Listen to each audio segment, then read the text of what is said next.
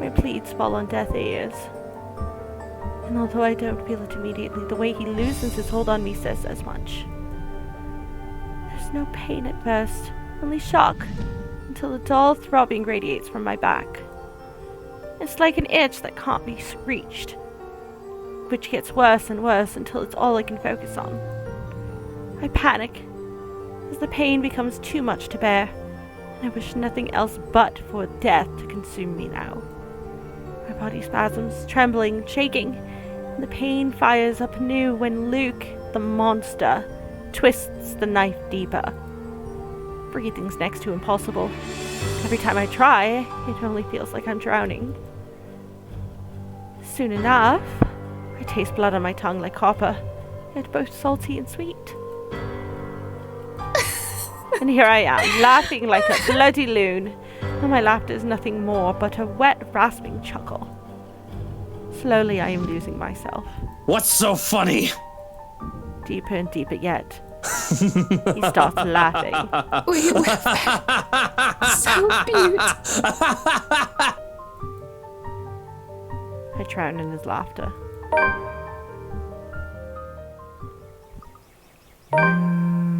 The first few notes, while muffled, are enough to wake me up. It takes a few moments for everything to fall into place, for my eyes to adjust to the light streaming into the room. Despite the pleasant chill the AC brings, my shirt is clinging tightly to me, and my blanket's a tangled mess around my throat. It's one of those nights again, when sleep passes like a blink, and is plagued with vague, fuzzy thoughts. I lift a hand to rub away the drowsiness from my eyes, although it does little to relieve the gritty burning sensation from my eyelids. Outside, the sun has yet to peek over the horizon, but night's already given way to the cool morning light, washing everything in subtle gray hues. At this hour, the entire city remains unstirring. Ordinarily, waking up before my own alarm means abusing the snooze button. Twice or thrice, just to catch those precious few extra minutes of sleep. But the persistent ringing makes it impossible now. This better be good. Groggily, I scramble for the bag sitting at the foot of the bed. The ringing still hasn't stopped even as I fish the phone out, and Ash's name flashes brightly on the screen when I turn it on. Must be pretty urgent if he hasn't dropped a call. Where are you? Ashton, it's 6 in the morning. Sun hasn't even risen. Hell, my brain ain't even awake yet. What do you need? Get your ass here, pronto. Here? Hold on. Can't this wait until I'm actually awake? No, Rebecca's not. His voice hitches, and I fail to catch the last of what he's saying over the sun racket on the other side of the line. When the noise dies down, however, he does not continue. This abrupt change in his tone, the unexpected hesitance to speak, puts me on the edge, and a different kind of anxiety clings to me. Something's wrong. Here is where, Ash? Ermengarde Memorial Hospital. ER. Becca's already there. I need to be off somewhere. Just get there. Please. He drops the call before I can ask more. Maybe it's just me, or my sleep out of brain, but in that short moment he sounds almost like he's pleading. The thought alone does not ease the lump of dread gripping my insides already heavy with fear. But despite the questions currently swimming inside my head, I waste no time in getting dressed. The rest of the day's plans and scheduled meetings effectively forgotten. Whatever lies ahead, I hope this ain't one of those times when my intuition is right. The scent of the hospitals never did grow on me. Too fresh, too medicinal, too sterile. And if I'm going to go down the more morbid train of thought, I'd say the air smells a little like blood and death if one pays close attention.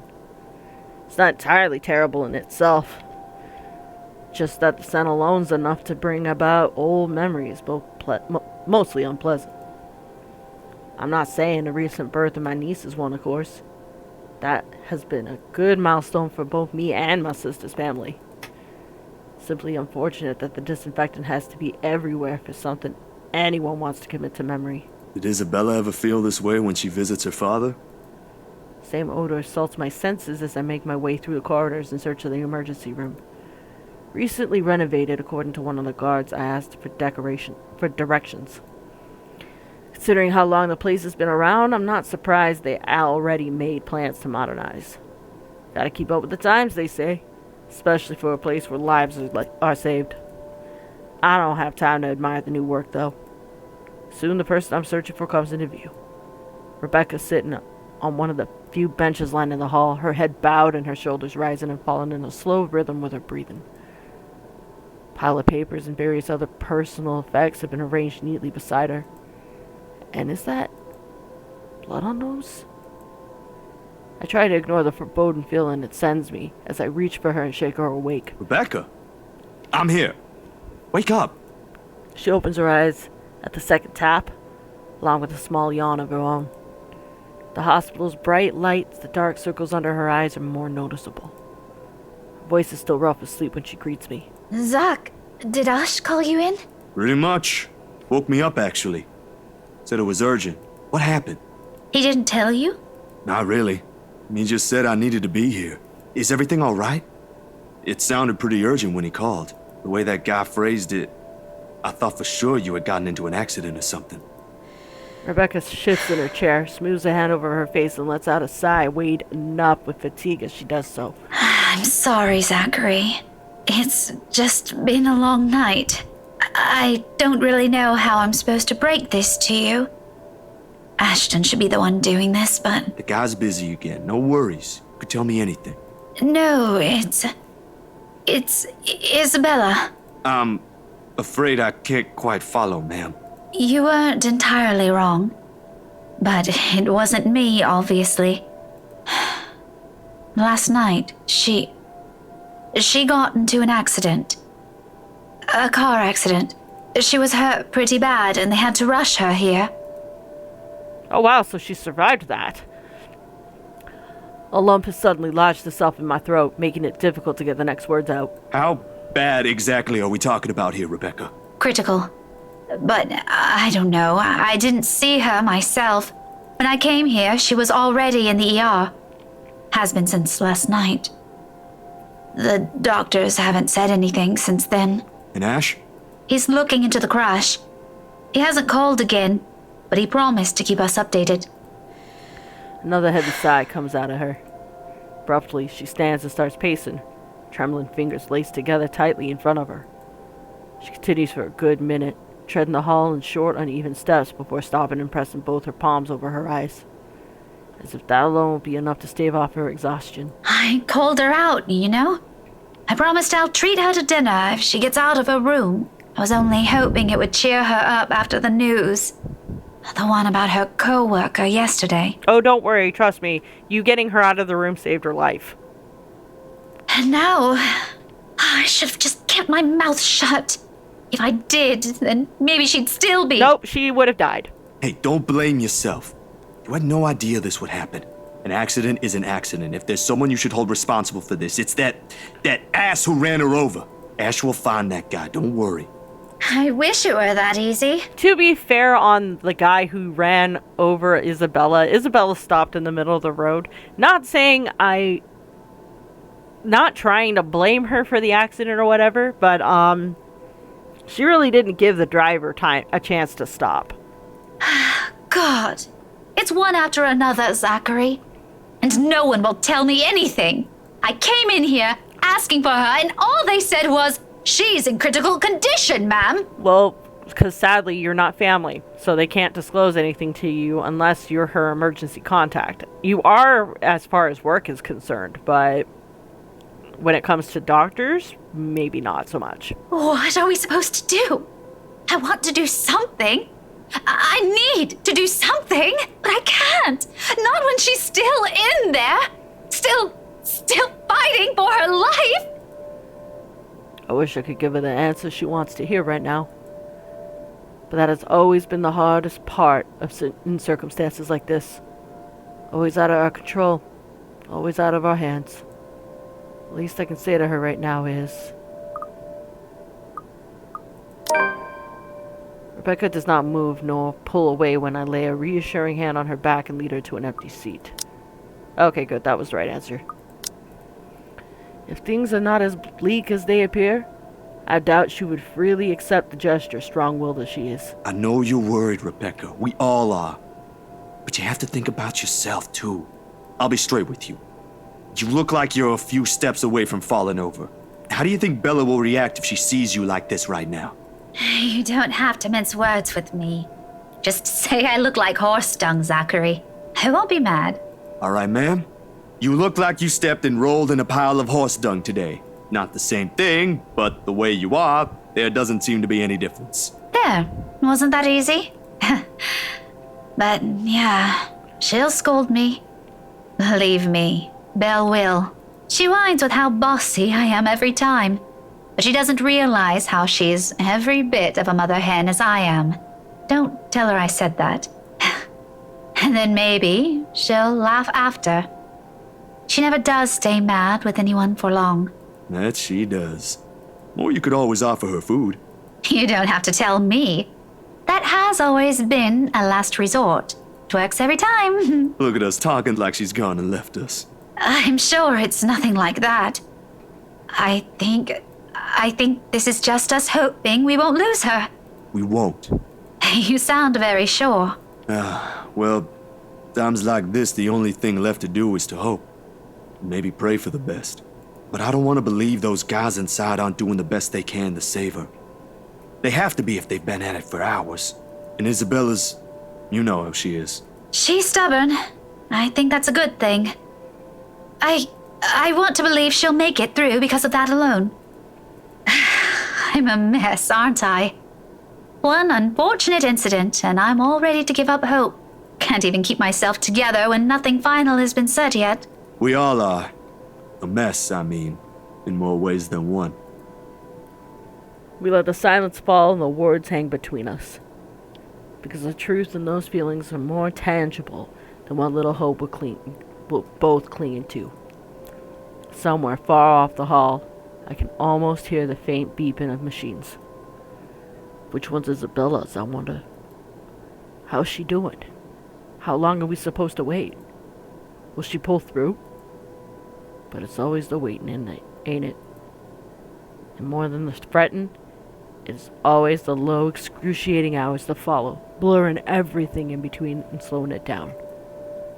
By the time we both drank through our third cup of coffee, we've already lost track of the seconds, minutes we spent sitting here.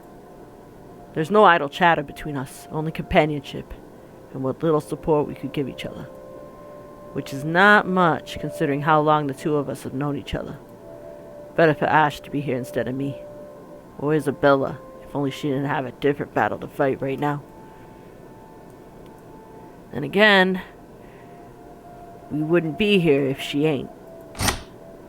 When a door finally creaks open and a voice calls for us, none of the world shifts back into focus the way I'm expecting it would. It's Rebecca who handles it with much patience and tact while I sit on the sides. It's her who faces the nurses, who listens to him, who nods and wordlessly follows when he gestures for us to do so, all in spite of the weariness beating down on her. Different kind of burden now, after that talk. I'm almost too afraid to ask. Okay, so she's still alive, she's just unconscious. She'd love this room. The moment the nurse opens the door and the soft late morning sunlight greets us from the sole window, I know she would. It might be a little inappropriate to think about it now, but if she's well, Isabella would say the same thing. She has, after all, always favored the sun. Reminds her a little home, she said. Reminds me a little of her too, to be frank. In the background, the heart monitor blips faintly in a steady rhythm. She's not an easy sight to see, covered in bandages, thick cast on a leg and neck, with all these wires and tubes attached to her. She looks nothing but frail like this. And still. Too still. She's never still. Yet here she is, her breathing too quiet for comfort, even as the ventilator pumps oxygen into her. They have to keep monitoring her. But she's okay now? We'll just have to wait? Not exactly. She isn't out of the woods yet. But alive, right? I mean, she's here. Even with all this stuff attached to her, she's gonna be fine, yeah? She lets out a breath. probably the 13th one since I joined her here, and flops unceremoniously on a nearby chair. Carefully, she reaches up and gives Isabella's bandaged hand a light squeeze. Not sure if that's meant to be an encouragement for her, for the patient, or for her. But for all her hesitance, I'm glad it's Rebecca who has to break whatever this news is. If this is Ashton, he dropped that without any sort of preamble. For a detective looking for answers, it works. For people waiting on the edge, it doesn't always. I don't know. I honestly don't know anymore. The doctors, they had to put her in an induced coma. They had to after the seizures. It wasn't looking good. Something about the trauma and the head injury from the accident did that. I know I should have listened better. I'm sorry, Zachary. Half of it didn't even sink in. All I understood was she's on life support now, but they aren't expecting her to make it. Her chances aren't good from the start. They can't just say that. They don't know her. I'll talk to them. They'll see reason if I just... I did, all right? Already did. I told them to get their asses together. Even made a promise to try. But you mentioned they still have to monitor her. That means they haven't given up on her, right? They haven't. I insisted. But with how things are, they said she might never wake up. And if she ever does, she might not be the same anymore. I don't know. I'm not a doctor. I was angry when I told them that, and it just came out of my mouth. Maybe they're right. Maybe I should have just let them... You did the right thing, Rebecca. You don't know that. What if she doesn't want this? Do you see all of these? Wires and tubes and bandages everywhere. She's barely herself, clinging to dear life as it is. There's that debate again, whether or not you would want to be left on light support or not. It's a very touchy subject. She can't even hear us. Doesn't even know there are people here worried sick for her. The point is she's still here. Don't beat yourself up over what ifs. This ain't over for her, alright? I've seen people recover from even worse. Have some faith in her. I do have faith in her. You know what? I think this is just a lack of sleep talking. You been here since when? Last night? Go get some rest, Miss Gales. But Isabella's... I'll take care of her, don't you worry. We can do shifts if you want, but go home first. We'll talk about that later when you ain't looking like you're about to fall apart. If you keep going like this, you're the one who'll end up here next. The rebuttal I'm expecting from her for even suggesting the idea doesn't come. To my surprise, she merely chuckles. This feels like a conversation I had with Isabella a few days ago. I said the exact same thing to her. Then maybe it's a sign you should rest. Let me take over from now. Maybe. But I'll keep that in mind. Are you sure you'll be fine alone? I'll come back this evening. So if you need anything picked up, I can get it for you. Nah, no problem on that front. Besides, if I do need something, my apartment's just a few blocks away. Skipping a hop, that's all I need. Focus on getting some sleep. Let me take care of this for a few hours. Do it for everyone's sake, Will do. Thanks, Zachary. If something changes with her, promise me you'll call. You'll be the first one to know, ma'am. Well, if it comes to that. I hope the news I bring will be better than the one we got this morning. Crazy thing having to wake up to this. I hope so too. I'll see you later. Rebecca manages a weak smile before turning and heading out the room. But when the door clicks shut behind her, it does so with a little finality. Like saying this won't be the last. Like that our stay here won't be as brief as we're all hoping. Beside me, the beeping from the machines remains unceasing. The distinct familiar scent permeating the room persists as it wraps itself into the room's only occupant. Altogether, a different memory burns itself in my mind. There's something personal in the melody slowly treading itself into my consciousness. A hum, pleasant in every note, lingers in the air and carries with every shift. Reminds me of our room. Of a little place my sister and I once called home, and of a promise made several springs ago, back when our walls were bare and everything still foreign and new. Soft rustling wakes me long before I can fully remember. Someone's in the room speaking. A hushed whispered, muttered words like a secret not meant for my ears to hear. This is stupid. Ash. Takes a little while for the recognition to sink in and remind myself where I am at. Sure enough, when I shift my gaze, Ashton's there, leaning casually against the edge of the bed, arms folded across his chest while sporting a pensive expression on his face. I'd say it's close to wistful, but this is Ash. And with the room's lights dimmed down, one really can't tell. Hey, Ash. If my sudden movement surprised him, it only shows in the slight lifting of his eyebrows before he acknowledges me with a small nod. How long have you been here? Just came in a few seconds ago. Oh, sorry. I didn't hear you. Figures. It's not a problem. You probably need to rest anyway.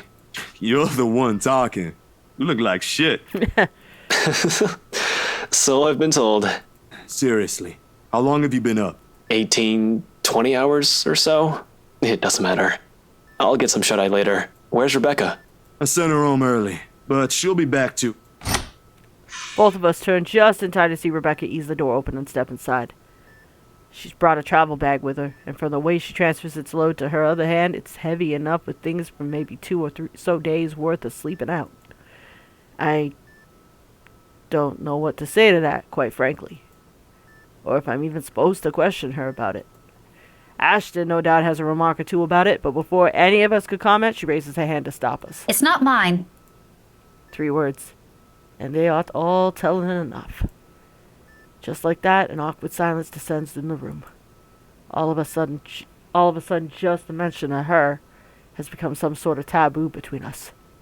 Funny, when she's just laying a few inches away from us. God knows if she's even aware of us. Even in this quiet, I can hear her laughing. We're making a big deal out of this, she'd say. It isn't anyone's fault, but it's obvious that one way or another, each of us holds our own selves responsible for what happened, however irrational that sounds. Plenty of what ifs, should have, and could haves going around. It's almost stifling. Always prepared, ain't you? I just packed what she'll be needing for a few days. I figured it'll be easier for me to bring her things since I live next door. Go take a break now, Zachary. I'll stay with her until tomorrow when her aunt gets here. She's flying over from the other side of the country. Heard she had to file a leave to get here as soon as possible. Oh, what a mess all of this is. Don't you have class tomorrow? You sure about that? I can always call for a leave, too. I've got plenty, since I rarely ever use those. Someone has to stay here after... No, I'll take it from here. It's not that his offer is any way unexpected. It's not even in the way he delivers it. Ash may seem distant to other people, rude to some, downright embarrassing to others. But to those he keeps close, I'm positive he'll never hesitate to show willingness to help. He cares. He really does. Simply in his own, unorthodox way. Sure Rebecca's aware of this too, more than anyone. The tight expression on her face, her strained grip on the bag, and the stiff line on her shoulder suggest a different kind of understanding. Even in the sharp, biting tone her voice takes, despite the meaning in her words. You don't have to do that. Zachary and I can handle this for a few days. Both of you already had your turn with this. It wouldn't hurt to have another person helping out. This isn't some sort of a competition, Ash. We're doing this because someone has to be here for her. I'm not making this one. I just volunteered, didn't I? Don't you have an investigation to finish? And Zach has freelance gigs in line for the next few days. You have students to teach. Don't push it, Becca. All 3 of us have things to take care of on our own. But between us, it should be easier to find some time to... Fine. Good. Her voice is almost too quiet. Like the calm on the eve of a brewing storm. Do what you want. She doesn't give him a chance to get in another word. In 3 steps, she closes the distance between them, hands him the bag, with a little more force than necessary, in my opinion. Then, with nothing more than a sharp glare at him, she marches out the room. Maybe it's just me, but in the brief instance our eyes meet, hiding behind that flash of anger is... hurt. Did something happen when I wasn't looking? Certainly doesn't seem that way from the way Ash is acting. You go ahead, Zach. I'll take over for now. You sure this is fine? Yeah, sure. It's not like this is a hard task. I'll probably get more sleep here than if I stay at the precinct or in my car. I'll call when something changes with Isabella, if that's what you're concerned about. You ain't worried? About what? I'd say Rebecca. It doesn't seem to have noticed earlier's exchange. Regardless, I'm not the kind of person who finds joy in prying, and it's certainly none of my business. On top of that, we have Isabella here, bedridden. Rebecca's right. It's one problem after another, and to be truthful, kind of want to ask a little breathing room already. But that ain't how it always goes, ain't it? This, everything, the accident. I don't know. You tell me. You were there, weren't you? That gives him a pause, his hand stopping short of placing the bag on the table. Judging by the conflicted look on his face, he doesn't know how to respond to that. Yet. About this, I'll figure it out. Don't worry. I'll find out myself who did this and make sure that bastard gets his just desserts. So you do have an idea who? Vaguely, but nothing conclusive yet. I'd rather not say anything until we've got everything sorted out. It's a huge mess. This and that other case. It might even be related for all we know. Thinking about it gives me a headache. He lifts a hand and pinches the bridge of his nose. His eyes are squeezed tight in what's perhaps a struggle not to overthink. Or keep whatever frustration he feels at a considerable distance, preferably far enough so he can think clearly. When he's like this, it's better to leave him alone with his thoughts.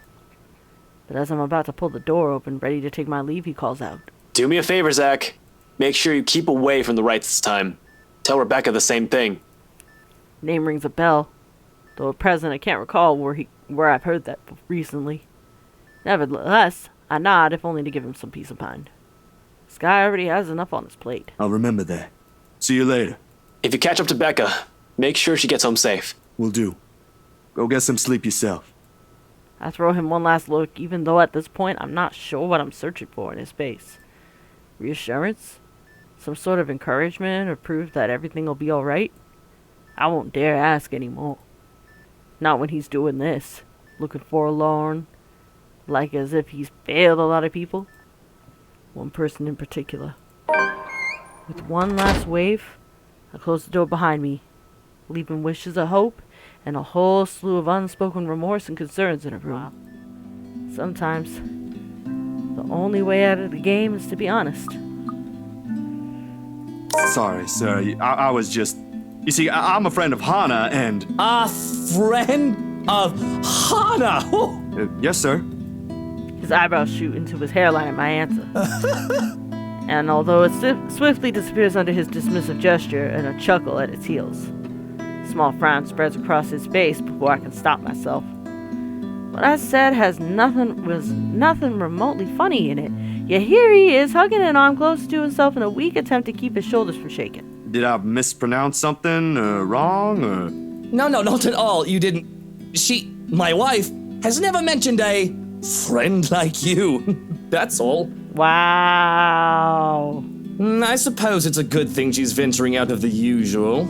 Vultures and savages, all of them hiding under sheep's clothing. I don't really get it, sir, but it's not really surprising she wouldn't talk about me. We just met yesterday during the shoot.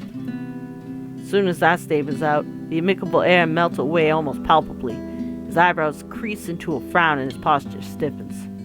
With how fast the atmosphere around us changes in merely the span of a few spoken words, I'm not quite sure what I can and can't say anymore.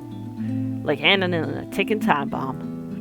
Is this why Ashton wants us to stay away from them? If so, part of me regrets not listening to him now. Shoot. Who are you again? Zachary Steele, sir. I was here yesterday from the magazine feature about your home. Ah, that Zachary, the photographer. I remember now. Just when you think she'd be careful meddling around media types these days, she makes friends with one. It was really just small chit-chat, sir. The usual. To keep things entertaining. The shoot did take the whole afternoon to finish. Oh, I'm sure she was pleasantly entertained. She wouldn't be making friends with media types if she wasn't. No matter. She's her own woman. She can do what she wants so long as she doesn't do anything to ruin herself. I'm sure Miss Wright is aware of that, sir. That she is. But we aren't here to talk about her, are we? What is this about today? The city's a long way from here. On pushbike, no less. Yeah, I was actually hoping to talk to her. Of course. Here for another headline, perhaps.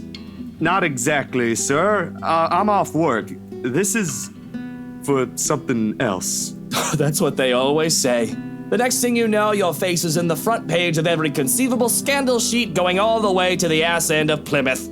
You can check my bag. I don't have my camera on me. You media types have such an insatiable taste for gossip. It's almost amazing. There won't be any of that in an interior design magazine, sir.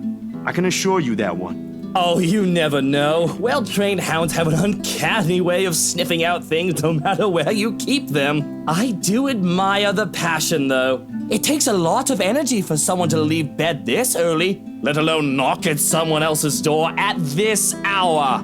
That aside, unfortunately, you're going to have to come back some other day. You see, darling wife left not a moment ago. I have not an inkling where she went or when she'll be back, so you're better off. Love, is it the movers? How do you like that egg on your face, asshole? He stops speaking altogether, and the complacent expression he has collapses on itself.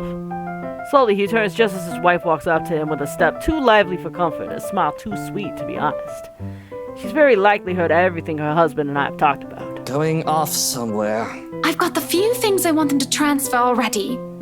Marianne made this splendid arrangement for the music room and, love, are you listening? I thought you already left, Buttercup. She musters a frown. Pout, more like. The mischievous gleam in her eye when she glances at me and says all there is I need to know. I would have laughed at her antics if it wouldn't offend the other man.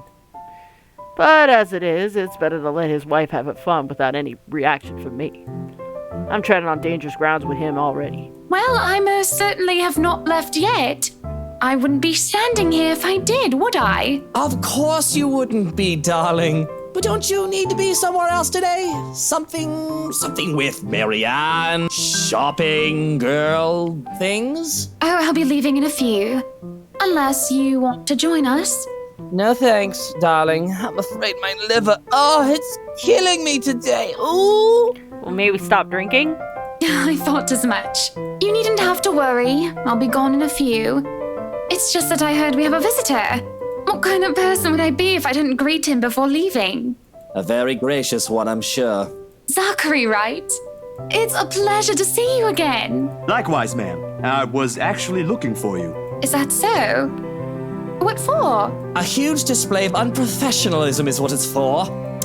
Shush, darling. Let the man speak. I'm sure it isn't anything like that if he has to come all the way here, yes? It's about yesterday. The photos you asked, I mean. The copies are ready, but... My hand stills as I'm about to fish the prints out of my pocket. Short second passes, which strikes me how I didn't think this through at all. Now I'll go about telling her regardless of strange photos or revealing this to her in the presence of another person. Her husband's gazing over us like a hawk doesn't provide any sort of comfort either. Just like that, the words I've been practicing to say on the way here inevitably fall stiffly from my mouth. Miss Wright must have noticed my hesitance, because shortly she gives her husband's arm a gentle squeeze, a tender smile, grace in her face. Unlike the first, this one is meant to appease. Love, I think Hansi might need some of your input for the final guest list. Could you check on him, please? Bollocks! Why in all Luxborn do I have to be there? Doing tedious jobs are what he's being paid for. Because if we end up with people whose faces you do not want to show up in our housewarming party, we won't be hearing the end of it. Unless a heavy dose of liquor's involved. You know what the doctor said about that. Please do poor Hansi and your liver a favor, He can handle that on his own, Buttercup. And my liver is doing just fine. No, I thought it was hurting too much so that you couldn't hang out with Marianne and Hannah. I'm sure it is. But I don't know, love. I think I caught a glimpse of the name Mitch Lakes, was it? I think it was Mitch Lakes on it when I checked with Hansi earlier. You should see for yourself. It was quite a list. Who put that blighted twat in there? And that's why I'm asking you to look over it before I do so tonight. Very well. But even with that promise, he doesn't appear ready to leave. Short of passing through the doors, he stops and glances back at me, all without bothering to hide the distrust in his eyes. Luke, dear, I'll be fine. Go back to your butler. I'm not some pregnant wife you have to worry about. Fine. I have to go to that little ankle-biter's career day later anyway. I don't see why I have to go there. Kylie's your goddaughter. And yet she has you around her little fingers, darling. That's basically the same thing. If he ever has an answer to that, we don't get to hear it above the heavy thud of the door makes and Miss Wright's own wary exhale after she's sure her husband's out of earshot. She's nothing but apologetic when she fixes her gaze back at me, and I can't help but return the same to her. I am so sorry you had to deal with that. My husband can be a bit trying when he really applied himself. It's fine, Miss Wright. No harm done. It was my fault for showing up here unannounced. And this might be strange coming from me, but he does have the right to be wary. The press can be quite vicious when it wants to be. Caught unexpectedly, they'll pick you apart. It's not surprising why he acted the way he did around me. Sweetie, if Luke treats every journalist who shows up here like that, I'm afraid we'll end up with a harassment lawsuit hanging over our heads sometime in the future. Vicious or not, some sort of finesse has to be exercised when dealing with them. I'm sorry, I hope that wasn't too offensive. Not at all, Miss Wright. Besides, I don't think an interior design magazine would be interested in who harassed who this week. Unless it has something to do with fighting over tastefully arranged furniture. But even then, I don't think our readers will be too interested. Oh, dearie. You've got a lot to learn. You really have no idea how a single tattle can ignite a spark in a crowd.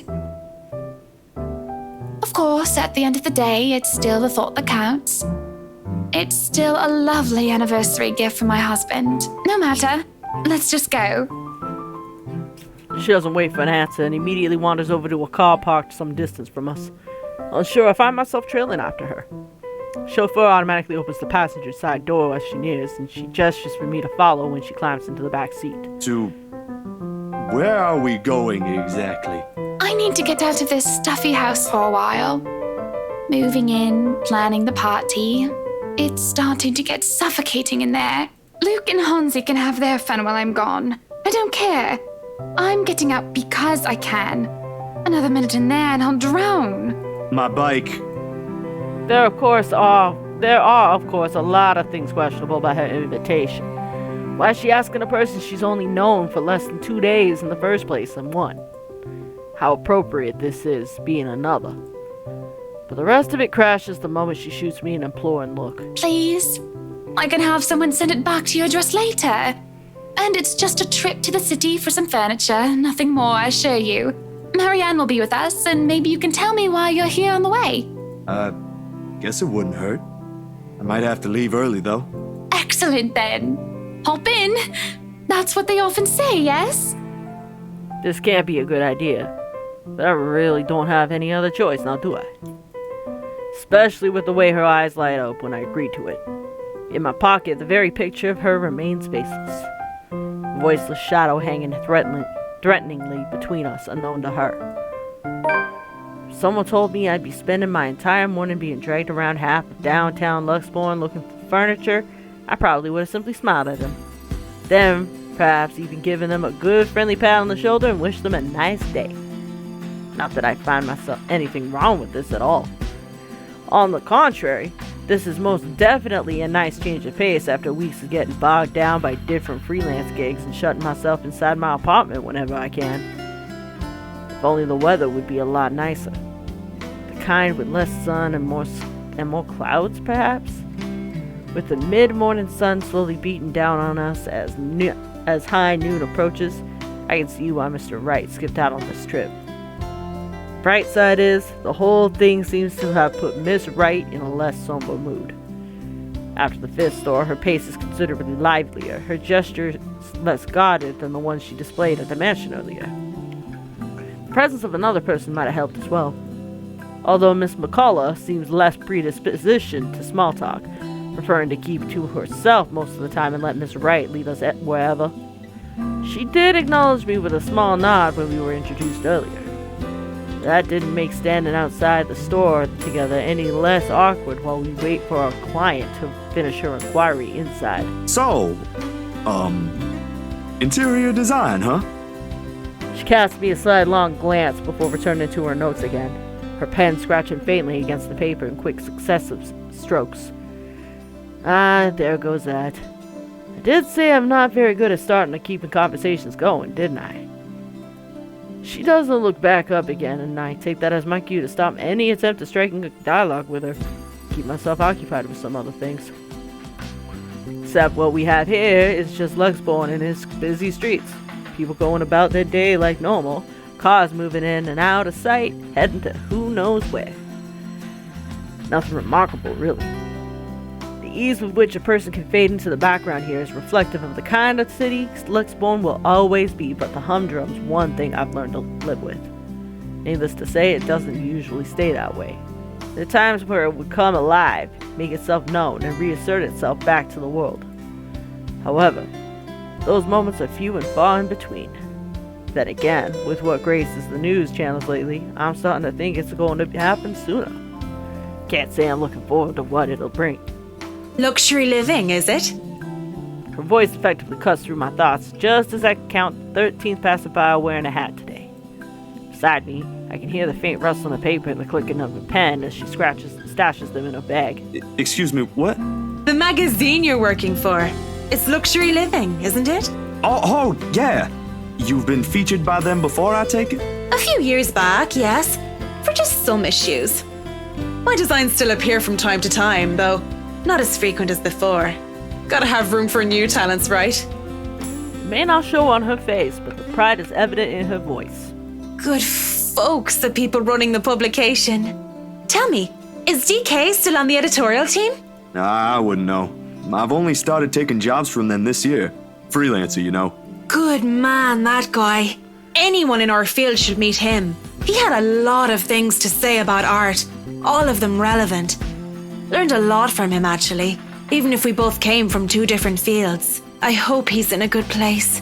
I haven't talked to him in a while. Anyway, your portfolio must have been good if they gave you the job. They don't easily assign big features to freelancers like this. I wouldn't say I am, but experienced, you know? The more you practice it, the more you learn the tricks of the trade. That kind of stuff. I know what you mean. Still, you've got to keep up with the competition. Each year, a new talent emerges, and, well, you never know. Clients can be a bit fickle-minded with their choices. Believe me. Speaking of, do you think you'd be up for a new client after this? Think so? Depends on how big the project is. She reaches into her bag again. This time to pull out a business card, which she hands over to me. When you're free, send your portfolio to Chris. He's my assistant. He's been looking for a decent photographer to help with updating the studio's portfolio. Nothing urgent, but the sooner the better. Not sure if I'll have the time to squeeze this in. But, alright, I'll give it a go once. Marianne, could you look this over for me? At that very moment, Miss Wright emerges from the store. When I look back to Miss McCullough, a mask of professionalism has returned to her. Or at least that is what it's trying to be. There's a different light in her eyes as she faces her, flickered familiarity and recognition. I'd say it's fondness, but that'd be too presumptuous. Whatever it doesn't last, and is briskly swept under the firm tone of her voice assumes. Definitely. Is there a problem? They said they don't have the colors you suggested. Do you think we can change it around for a bit? It might take a while if we insist what we want, and you know I'd rather not worry about this later. I think it'd be better if I handle this one myself. Excuse me. She walks into the shop without another word, leaving the two of us standing outside. As soon as she's out of earshot, however, Miss Wright lets out a giggle and swipes the business card cleanly out of my hand. She smiles, an abused little thing spreading across her face, and waves the card in front of me. Wish she'd do that a little more often. The smiling thing suits her more than the other one she frequently shows to the media. I look away, and the next thing I know, you're picking up women. On the streets, while the sun is high, no less. I'm not sure if I should be appalled or amazed. Whatever happened to the Zach I met a day ago? About as tall as you. Photographer. Quite the gentleman. To tell you the truth, I'm a bit disappointed he's gone. It ain't like that, Miss Wright. And I'm sure Miss McCullough is not the kind of woman to let herself be picked up by strangers, let alone people she barely knows. Oh, shush. Let me have my fun. And didn't I say you can call me Hannah? this right after you introduced yourself as my friend in front of my husband. I do believe this isn't how friends address each other. Too formal, don't you think? She gives the card back to me, nevertheless, and with it, her mood fades into a more pensive one. An odd look settles on her face, yearning, a bit wistful, as she looks back towards the shop's display window. There's nothing remotely interesting in it for me when I follow her line of sight, though. A few trinkets here and there, for a rug, a sofa, a wooden side table, and a lamp, all tastefully picked and arranged to resemble a typical antique living room. On second thought, it does look comfortable. Why they added a crib beside it baffles me. Unless, of course, the people they're hoping to market to are those who already have children, or about to have one. And maybe it is fitting. Peculiar choice of decorations aside, it does make for a nice icebreaker, if not on the same level of weird and completely out of the blue. Still leaks better than the awkward silence, which is definitely too out of character for a personality like Miss Hannes. How should I start the conversation? Oh, I think that one looks cute. Hanno balks, to my surprise, shuffling 2 steps away from the window and glares at it with such vehemence, as if it did something remotely scandalous. Funny sight when taken out of context, and I probably will be laughing really if I understood what warranted such reaction from her. I wasn't looking at the crib. Were you now? Also, very nice. I wasn't really talking about the crib, Hannah. Very good then. But it wasn't the crib, all right. Alright, I get you. But that's not it. Honest. I was just saying the stuff that was on display there looks nice. Or at least as nice as it can be compared to the ones we visited earlier. But I'm sure your interior designer has something different in mind for your mansion, so don't mind me. I was hoping that would be enough to cut the topic short. Instead, she sighs, leans on the wall closest to her, and runs her hands through a lock of her hair. There's a far-flung look in her eye, even as she fixes it on the concrete curb. You need to stop looking at people like that, sweetie. I'm afraid I don't quite catch your drift, ma'am. I suppose you wouldn't be aware of it. Do you know you always carry this kind of phase? Like you're always staring at the world with this honest look. Like all there is to see is all the good in it. Frankly, I don't see anything wrong if it's like that. I mean, there always has to be something in it. You know, a sprinkle of kindness here and there. Otherwise, we'd all be miserable. For you, maybe. Some people have to fight through it just to see that. And kindness isn't always a great thing to have around. Sometimes too much of it can hurt. Makes you wonder where this is coming from. How bad things have really gone for her to have this view. I do understand her sentiment, really, I do. Still, when it's the last thing you can cling to when things have gone irreversibly bad, sometimes you simply don't get to make that choice. Besides, the point is, it's impossible to lie when a person is looking at you like that. Or I could, but I'd feel like a horrible person afterwards. Did you hear that, Mr. Zack? You just made me feel like a horrible person. I sort of wish I had one like it. Just so people would stop lying to my face. Or you can start by being honest with yourself. It shouldn't be quite hard. Friends don't lie to each other, don't they? I guess so. So what was the lie? She draws in a breath, lays the student hand on her stomach again. That it was really the crib I was looking at earlier, silly. You're right, Uncle Zack. It's cute, but the pattern's not to my taste. I'm pretty sure Marianne could do something about that, though. At the moment, what I should really be worried about is if I'm ever going to be a good mother to this child. Ned, I can't even tell the father he's going to be one in a few months' time. Probably doesn't even want anything to do with this whole pregnancy thing. What am I going to do, Zack? Because right now, I'm absolutely at a loss. Oh. A beat. Oh! The realization strikes me like a ton of bricks suddenly bearing down on me. More than astonishment must have shown on my face because Hannah lets out a chuckle. The slump on her shoulders disappears altogether underneath her mirth. Don't look so surprised, dearie. Tied the knot 7 years ago, remember? Don't you think it's bound to happen? Oh. She brandishes her hand in front of me, the unassuming silver band on her finger glinting against the late morning sunlight for a second. She eyes it lovingly, almost tenderly, despite the trace of sadness in her voice. For all I know, there's an entire story there. I'd ask, but that'd be too inappropriate even for friends. It's not my place to meddle, to begin with. Or at least that's what they've been saying early on. My whole social circle would be saying it's a long time coming. But the kid is something you want, right? Because if it ain't, then that's a whole other problem. Of course. I wouldn't deny I've been hoping to have him or her for a long time now. But then, now that we're here, all of a sudden, there are a whole lot of other things to be worried about. Business, a new home, public image, my own husband, and I don't know. I didn't really have anyone for a role model. I practically grew up with nursemaids pampering me every step of the way. What if it happens to this baby as well? Oh, I can already see how this will end. Huh. I guess it's not just my sister. What? You and my sister. I mean, you're both having jitters or something like that. That's what it's called, right? First baby jitters? Mind you, she was really convinced she'd do everything wrong then. He even called me in the middle of the night. Has to switch places the day she found out she's carrying a new member of the family. Never mind how utterly impossible her request is. I'm quite sure I haven't done anything of that sort yet. Oh, you don't know that? My brother-in-law has been telling me things 5 weeks into my sister's pregnancy. Said she's one cranky pregnant lady. Man, good thing I found a place for myself years before that bundle of joy arrived, huh? It can't be that awful. Who knows? I think we'd better leave it for Mr. Right to decide, yeah? Provided he comes around. He just sounds so repulsed every time the idea is brought up. Then maybe you should say it to his face. No mincing of words or beating around the bushes. And if he says no?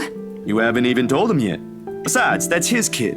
Don't people usually say fatherhood changes men? I wouldn't call myself a living testament, of course. But there ought to be something that will hit him in that idea alone.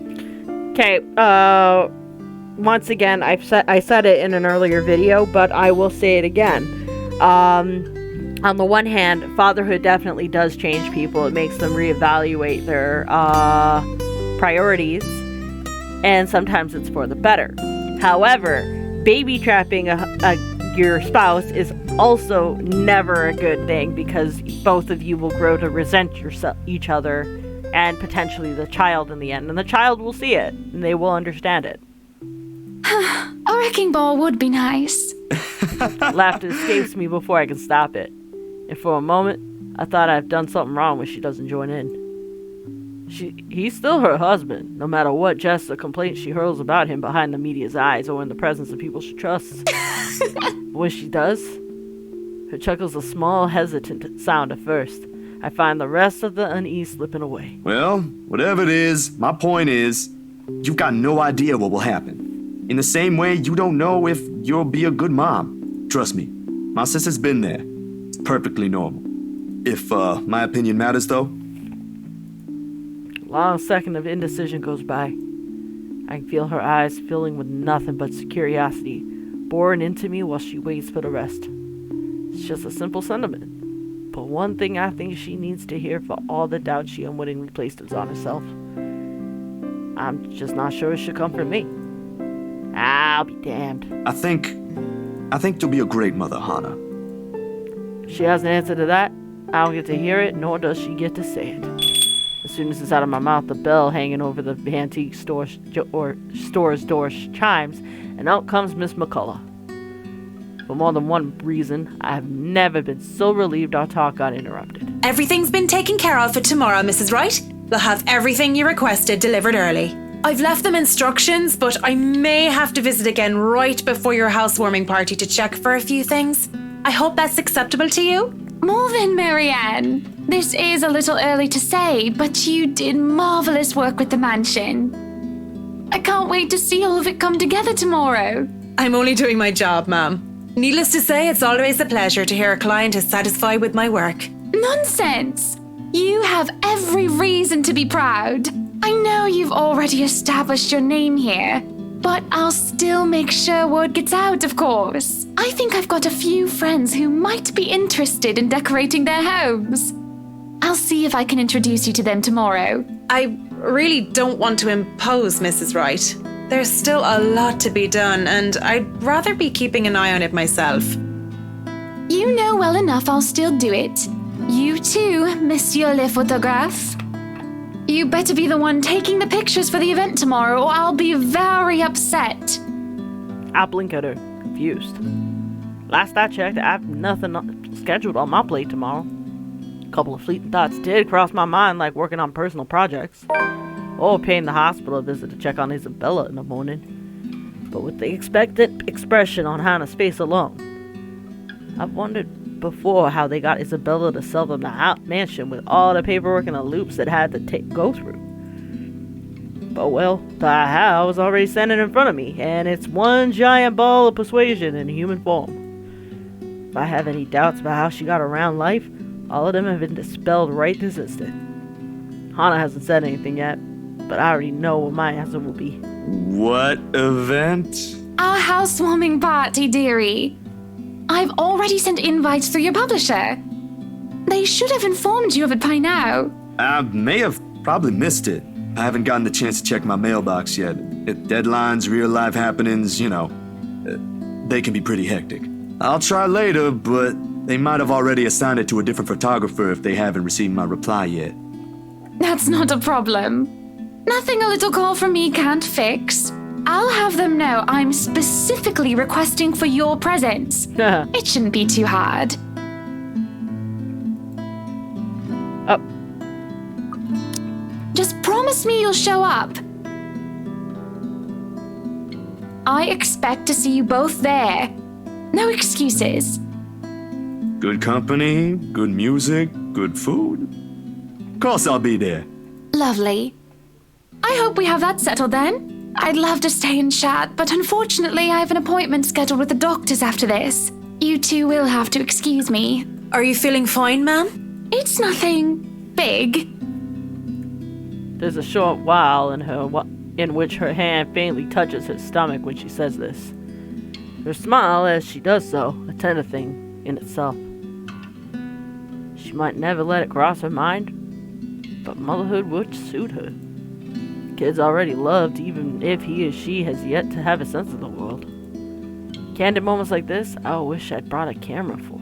Sorry we had to cut this short. I'd love to have lunch with you two, but, well, you two know how it goes. It's quite fine, Mrs. Wright. I need to get going as well. Is it somewhere far from here? I can have my driver drop you off on the way. No, please. There's no need for that, Mrs. Wright. It's just within the city. I see. What about you, Zach?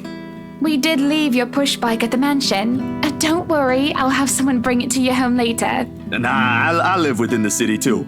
A few blocks from here, in fact. I only visited earlier because... Photos. Damn, I must have completely forgotten about them. My hand grazes the inside of my pocket where I kept them since this morning. And sure enough, they're still there, waiting for the whole world to see them. Because? Zach, sweetie, you're zoning out. Miss Hannah, earlier, at the mansion. Should I still show her the photos?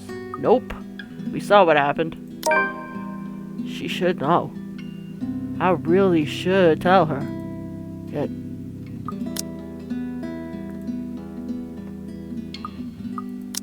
Zachary, what is it? When I look at her, all I see is a woman who only wants the best for the family she's trying to build. I see those loving smiles on her face whenever she puts her hand over her belly. The fond tones in her voice every time she thinks about what will be in months' time. I bet she bought that mansion for the same reason. To fill its many rooms with the smiles and laughter of their children. To create memories from it, unlike the lonely ones she had as a child. And I can't bring myself to shatter that little wish. What other proof do I have except for what might be taken as a couple of badly developed photos? No matter where you look at it, this is ridiculous. Maybe I am seeing things and I need to visit my doctor again as soon as possible. About the photos you requested. Oh, are they done? No, actually, they're not done yet. I had to finish the ones for the magazine first. I really don't want to rush it. Please don't tell me you came all the way to Anslem just to tell me that. I made you a promise. Oh, you poor thing. I won't hold it against you if you can't give it to me soon. I'm not rushing you, dear. Good art takes time, yes. I'm more concerned about the quality than how fast it gets delivered. With it, I'm sure I'll get my money's worth. You really don't have to pay for it, Hannah.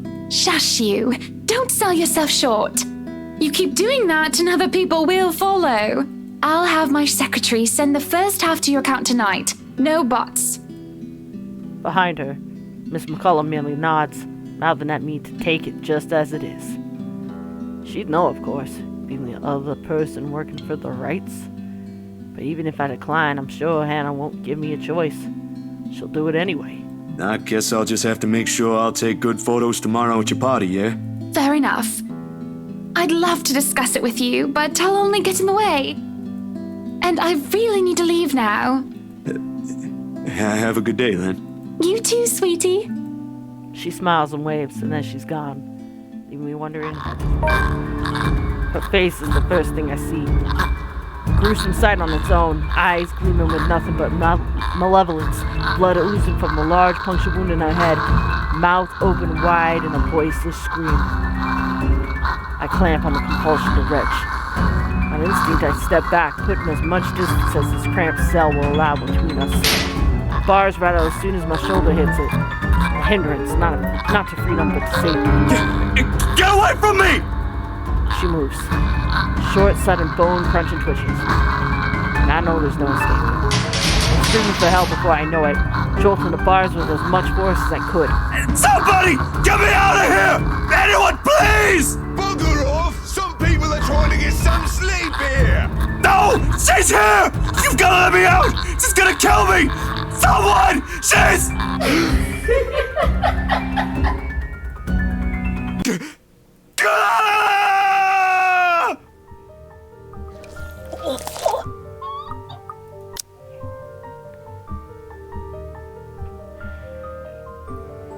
My own hands are weak, as my will, but I can only bare my neck to do as she wishes.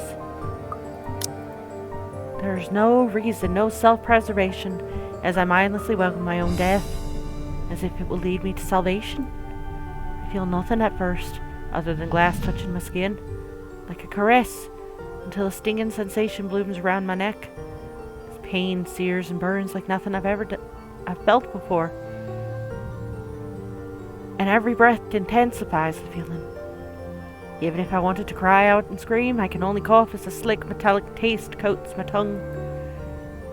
The most I can do beyond that is rasp out, calling her name. Lorraine. Cold and weak, I grow worse by the second. I cough with each ragged breath, spelling the blood that I'm inhaling through my slit throat. Shush now. It'll be over soon. Really soon. There's a moment of doubt, as I remember that the devil was once the most beautiful angel in heaven, that I shouldn't be deceived by such beauty. But in my final moments, all of that is soon forgotten. My mouth twitches. I can't muster even the smallest of smiles anymore. But I'll be with Lorraine.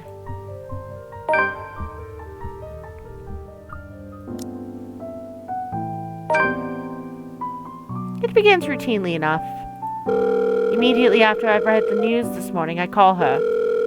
Offered to treat her to a free dinner to take her mind off things, because knowing her, this might turn into another episode where she'll lock herself up in her room. It doesn't happen frequently. She's grown sensible that much, at least, but I might as well prevent it before we go down that road. The last time it did, less than 5 years ago, after the incident at Devlin Court, it took Ashton, of all people, to coax her out of her sulk. She isn't the one responsible for Miss Cooper's death, but this will weigh on her regardless. After all, the woman was her mentor. It was only for a brief period years ago, and they never worked together again after, but she still feels like she owes the woman a lot up to this day. To my relief, she agreed, even promised she'd meet me at St. Coretti right after my classes. Though it's a bit odd of her to ask me to stay safe before suddenly cutting off our talk. Everything's going swimmingly. What isn't part of the plan is her failing to turn up, leaving me waiting for hours.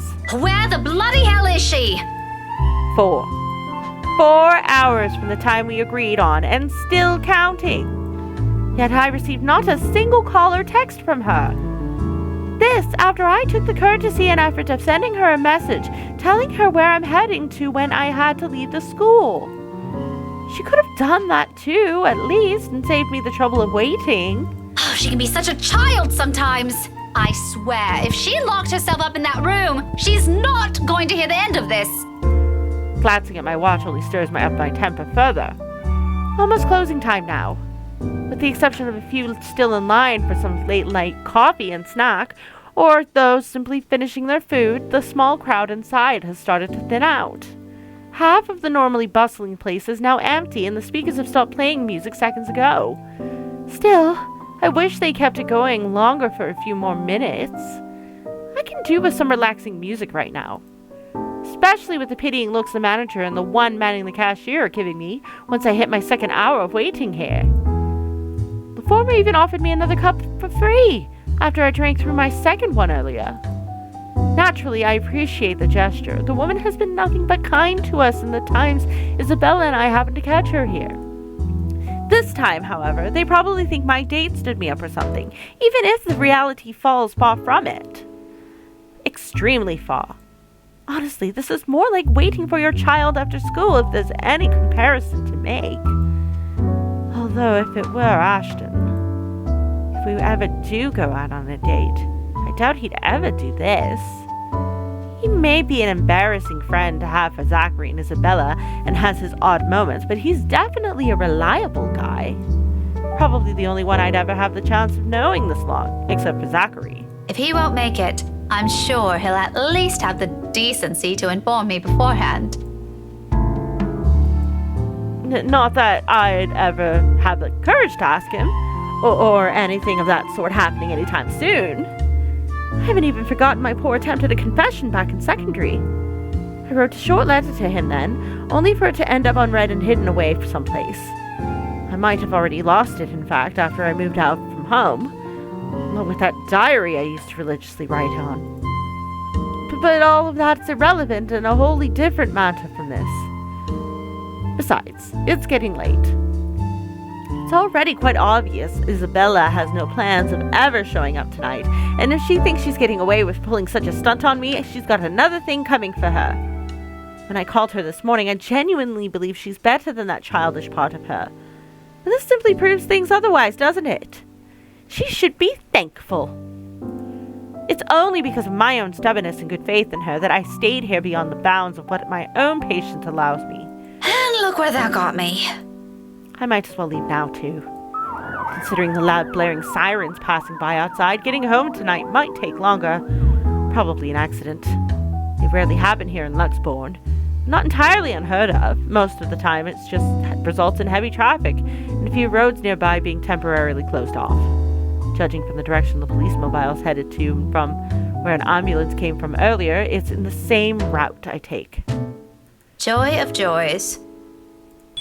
Without delaying, I gather my things back in my bag, shoot a quick thanks at the cafe's personnel for allowing me to stay this long, and hastily leave the place. Hopefully, I'm not too late and the side streets aren't too congested already. However, no 2 steps out, my mobile rings all of a sudden, effectively stopping me in my tracks. I answer it without checking the screen, fully expecting to hear Isabella's string of apologies and excuses. A series of reprimands is already at the tip of my tongue. Friends or not, what she did is simply unacceptable. She needs to learn. She's 26, for goodness sakes. Isabella! I've been waiting for hours! Not Isabella. Where the bloody fucking hell are you? We agreed on a time, didn't we? This isn't funny, you know? The one that responds on the other end isn't her voice. This one is deeper, almost out of breath, and talks with a bit of a hurried tone. Rebecca, it's me. Oh, Ashton. Ash! Why are you calling me so suddenly?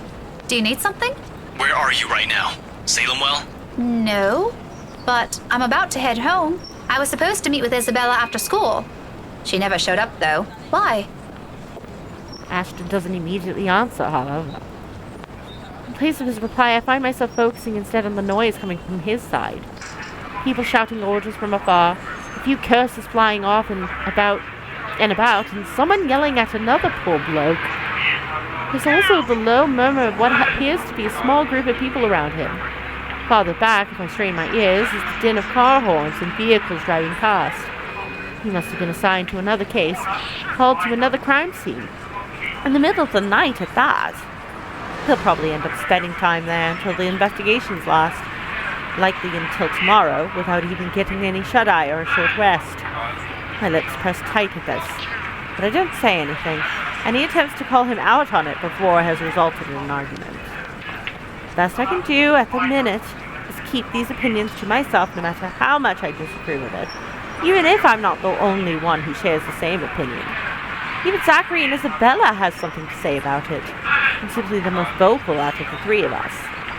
That aside, none of those explain why he's calling me in the middle of his work. Ash, are you still there? I'll be home soon. If this'll take time, just call my landline number. Give me about half an hour. I should be able to find a quicker route home, hopefully. No, Becca, don't go home yet. It's going to get late if I don't leave now, Ash. There seems to have been an accident along the route I take, too. I'm not sure, but I saw a couple of police mobiles rushing past a few minutes ago. You wouldn't happen to know anything about that, do you? Becca, about that, I need you to get yourself to the hospital. Hospital? Right now? Why? A hollow feeling suddenly creeps to my stomach, despite having eaten dinner mere minutes ago. Ashton's hesitation doesn't help either.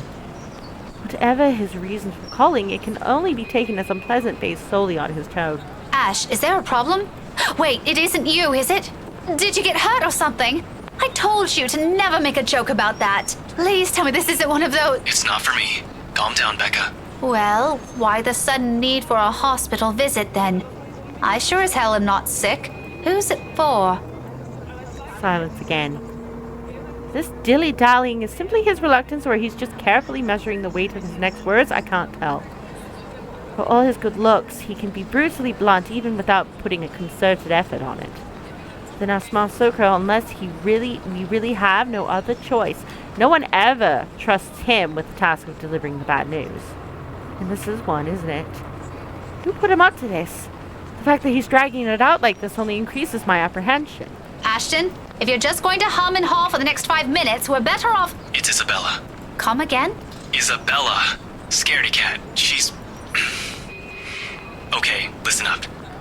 You didn't hear this from me, and you're not the one who should have heard it first, but someone has to be there with her, and I can't. Hold on. What exactly happened? I was just talking to her this morning. Now you're telling me she somehow ended up in a hospital? Yeah, that accident you mentioned earlier. It's... Bloody hell, Ashton, out with it! Just a few hours ago, a car ran her over while she was crossing the street. I can't give the details yet. We're still checking on the cams, but the driver fled afterwards. She was left bleeding in the road.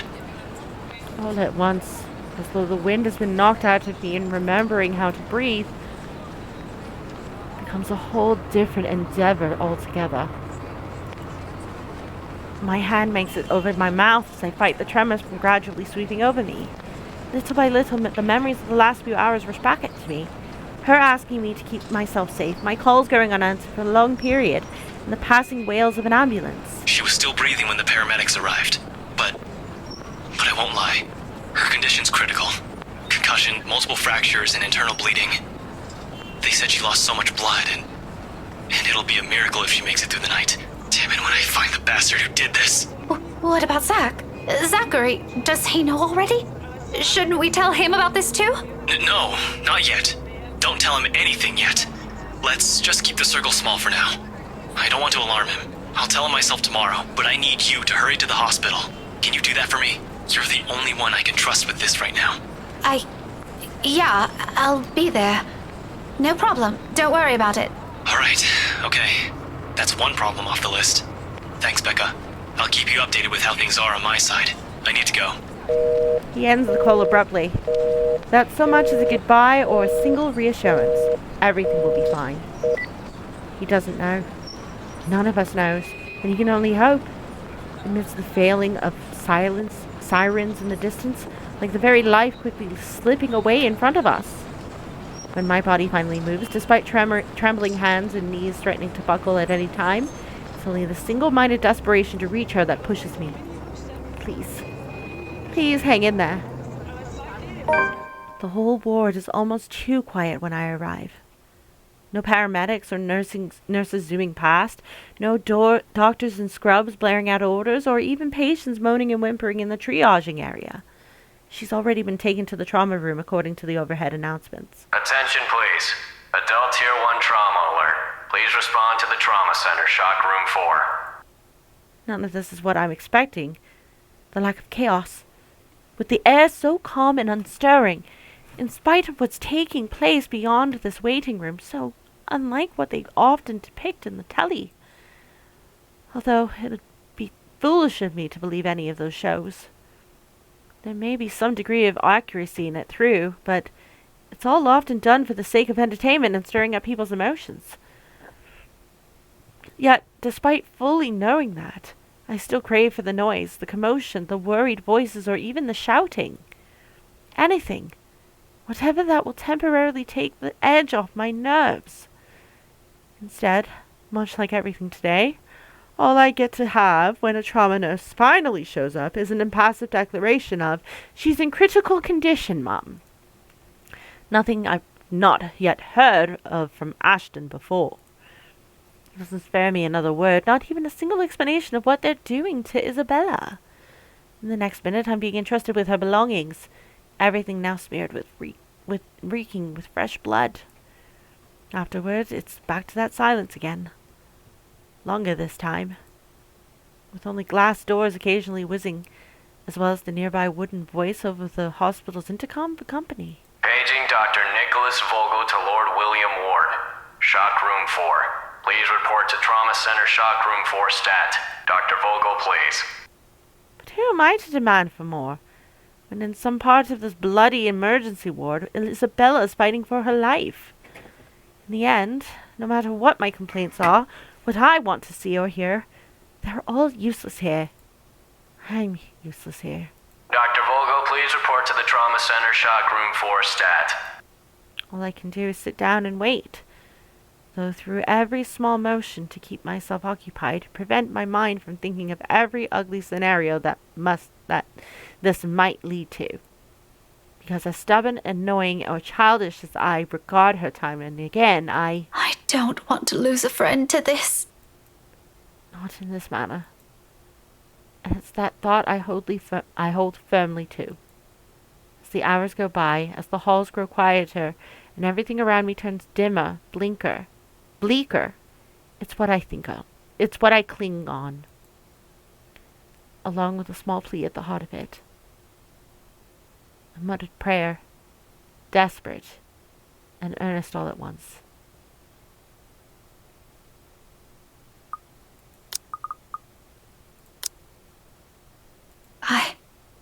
I've never been the religious kind.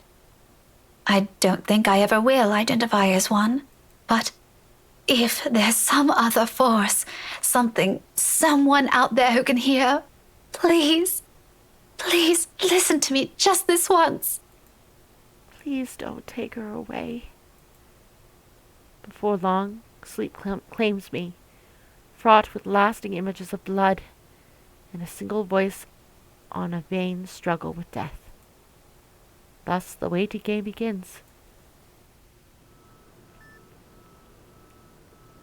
Following morning arrives like any other before it, bright and clear.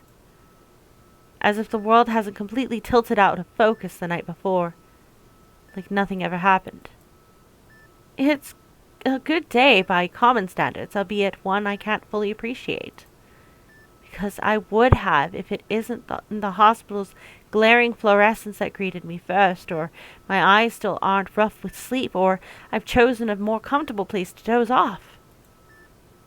Even better, if I've gotten a more pleasant news than what I received after waiting for hours on end. At times like this, you simply take what you can get. It could have been worse. You could have easily lost her. Doctors and nurses said so. By some bull-headed miracle we didn't. What do you know? What do you know? She's actually found some use for her stubbornness.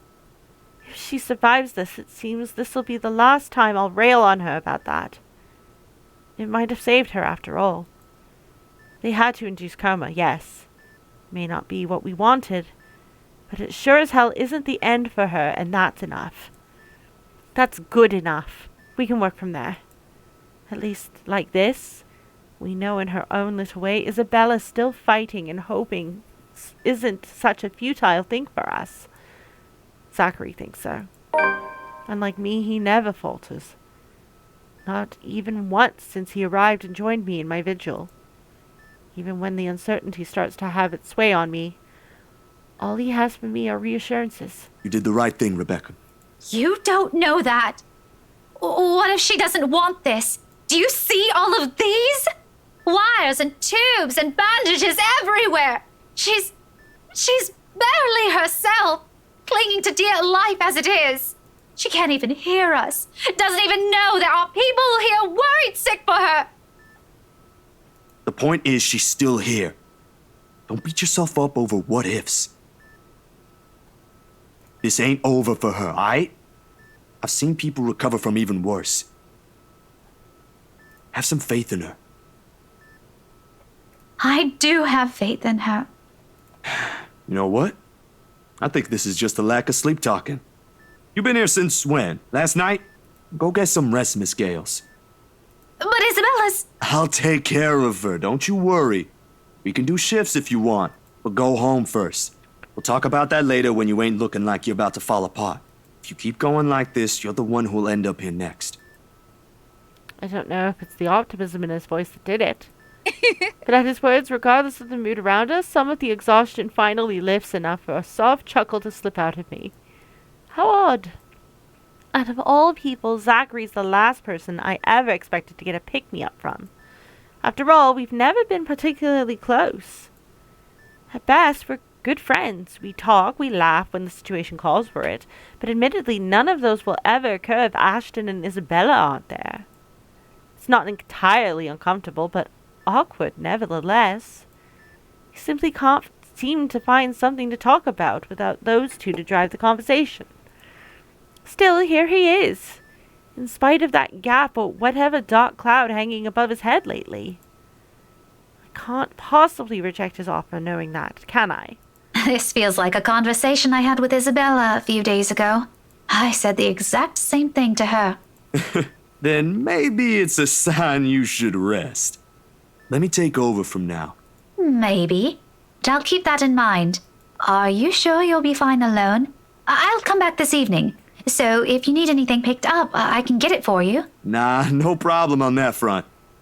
Besides, if I do need something, my apartment's just a few blocks away. Skipping a hop, that's all I need. Focus on getting some sleep. Let me take care of this for a few hours. Do it for everyone's sake, Will do. Thanks, Zachary. If something changes with her, promise me you'll call. You'll be the first one to know, ma'am.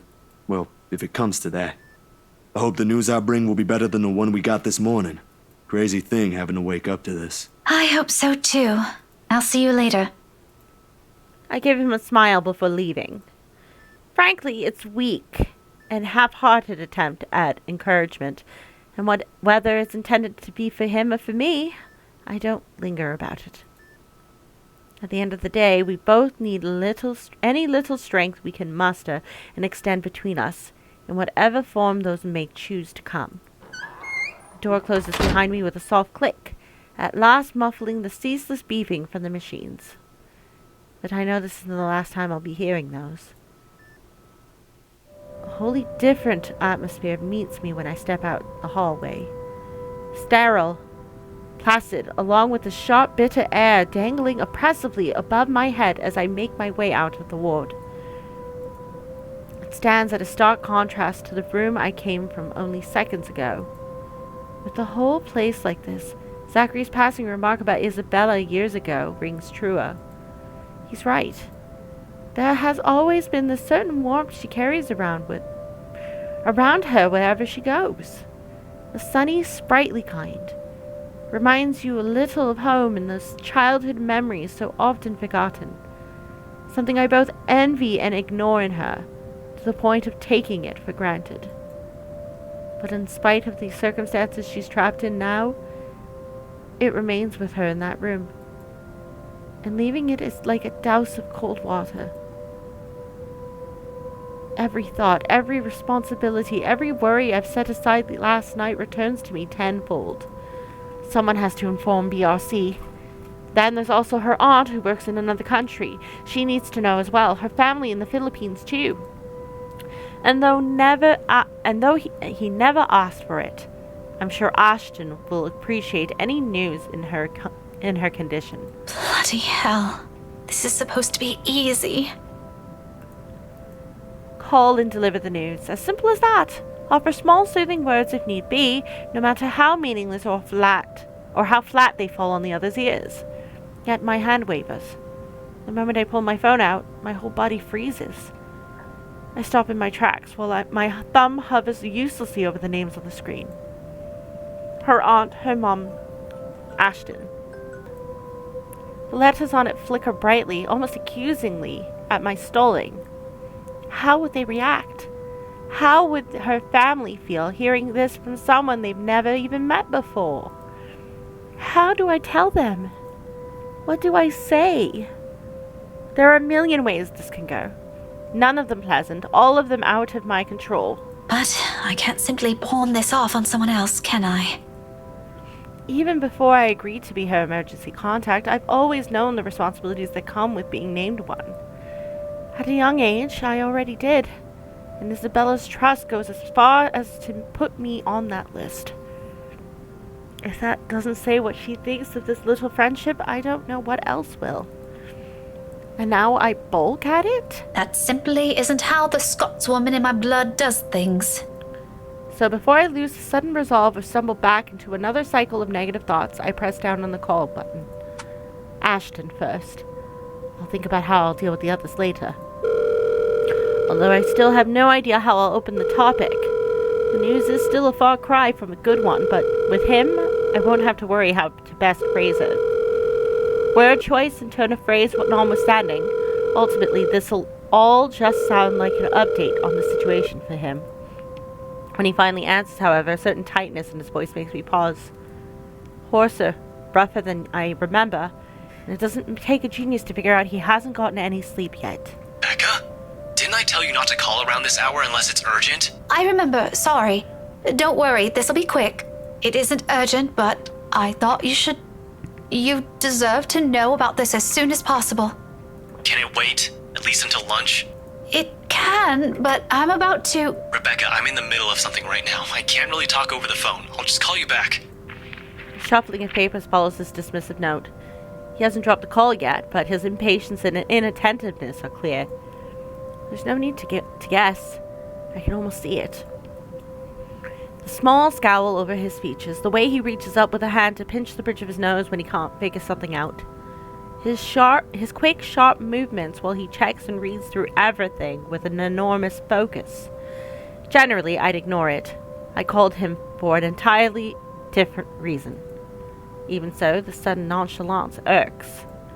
Maybe it has to do with his own exhaustion. Without a doubt, he's been at this since his call last night. That part I understand. Still, would it hurt him to pause and ask for a minute? Do I always have to spell it out for him? Or maybe it's time to stop beating around the bush.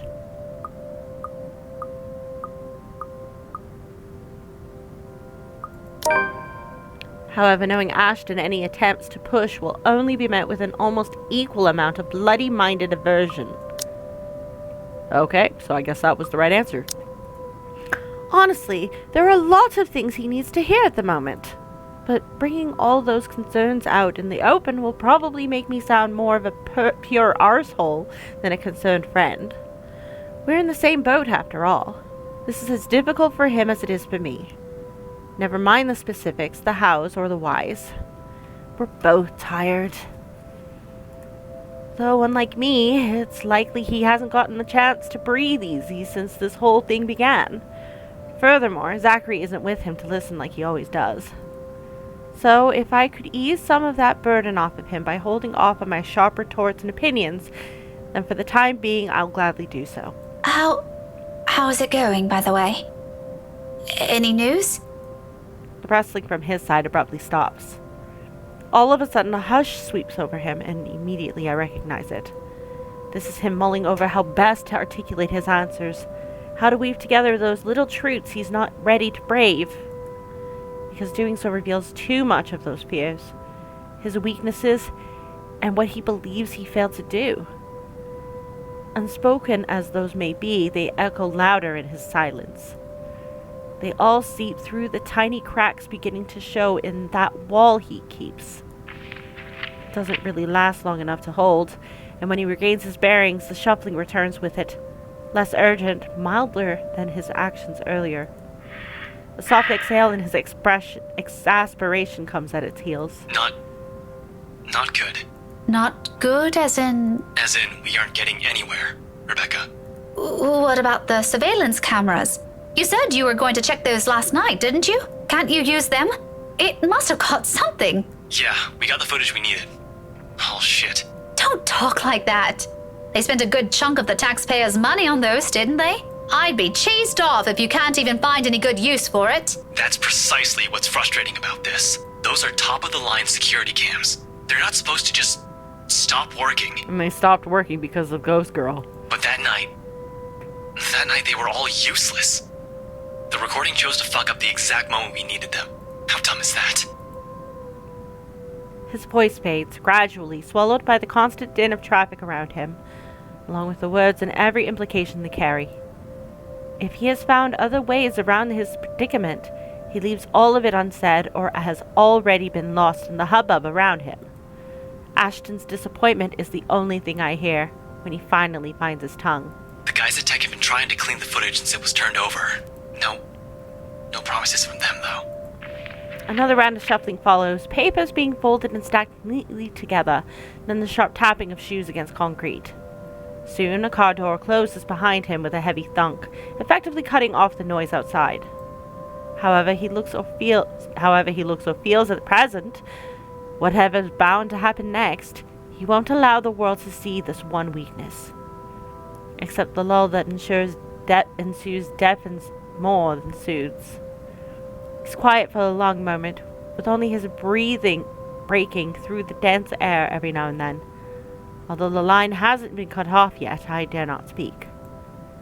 I've seen him like this before. And right now, even with the distance between us, forming a clear picture of him in my mind is easy. His head leaning against the steering wheel, hands gripping it like a lifeline and his eyes shut tight in an effort to compose himself. He's angry. Not at what's happening around him. Frankly, we can't move like this. We can't even find any witnesses. Those recordings are the only thing we've got. And if Tech can't fix those, if we can't even get anything out of it, without those, you've got no other leads. And this case is going to get dropped faster than a badly written police report. But at himself. If that happens, frankly, I've got no other choice but to let go of this. There's only so much I can do for her with all the red tape. Damn it. No consolations. No words of encouragement. I don't offer him any. Whether he's waiting for those or not, those aren't what he wants to hear at the moment, despite himself.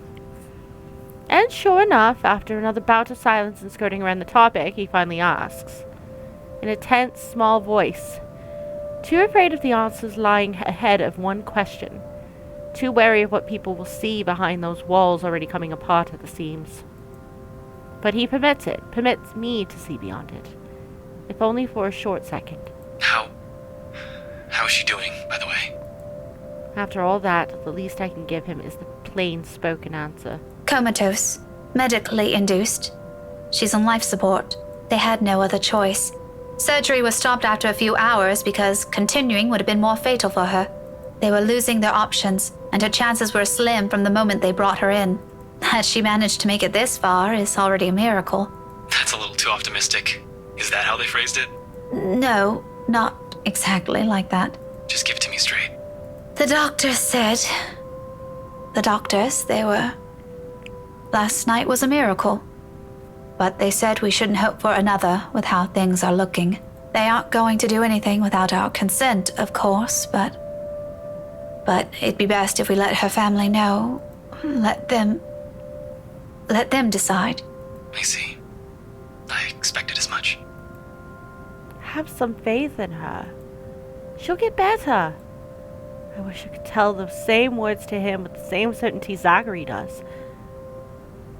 But we're people rarely swayed by blind optimism. Ashton especially. He's seen her last night.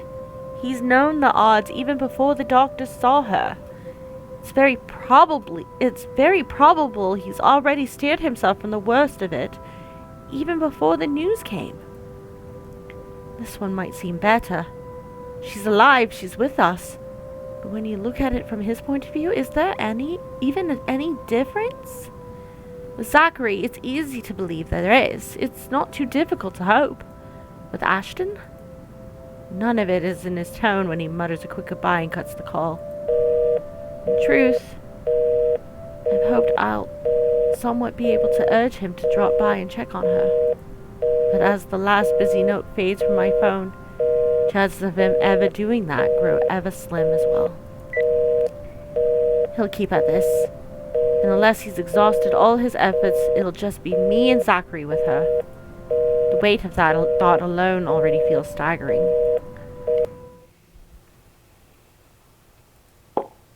If I have enough mental capacity to take this on right now, I'll gladly do so. Just to get everything over with.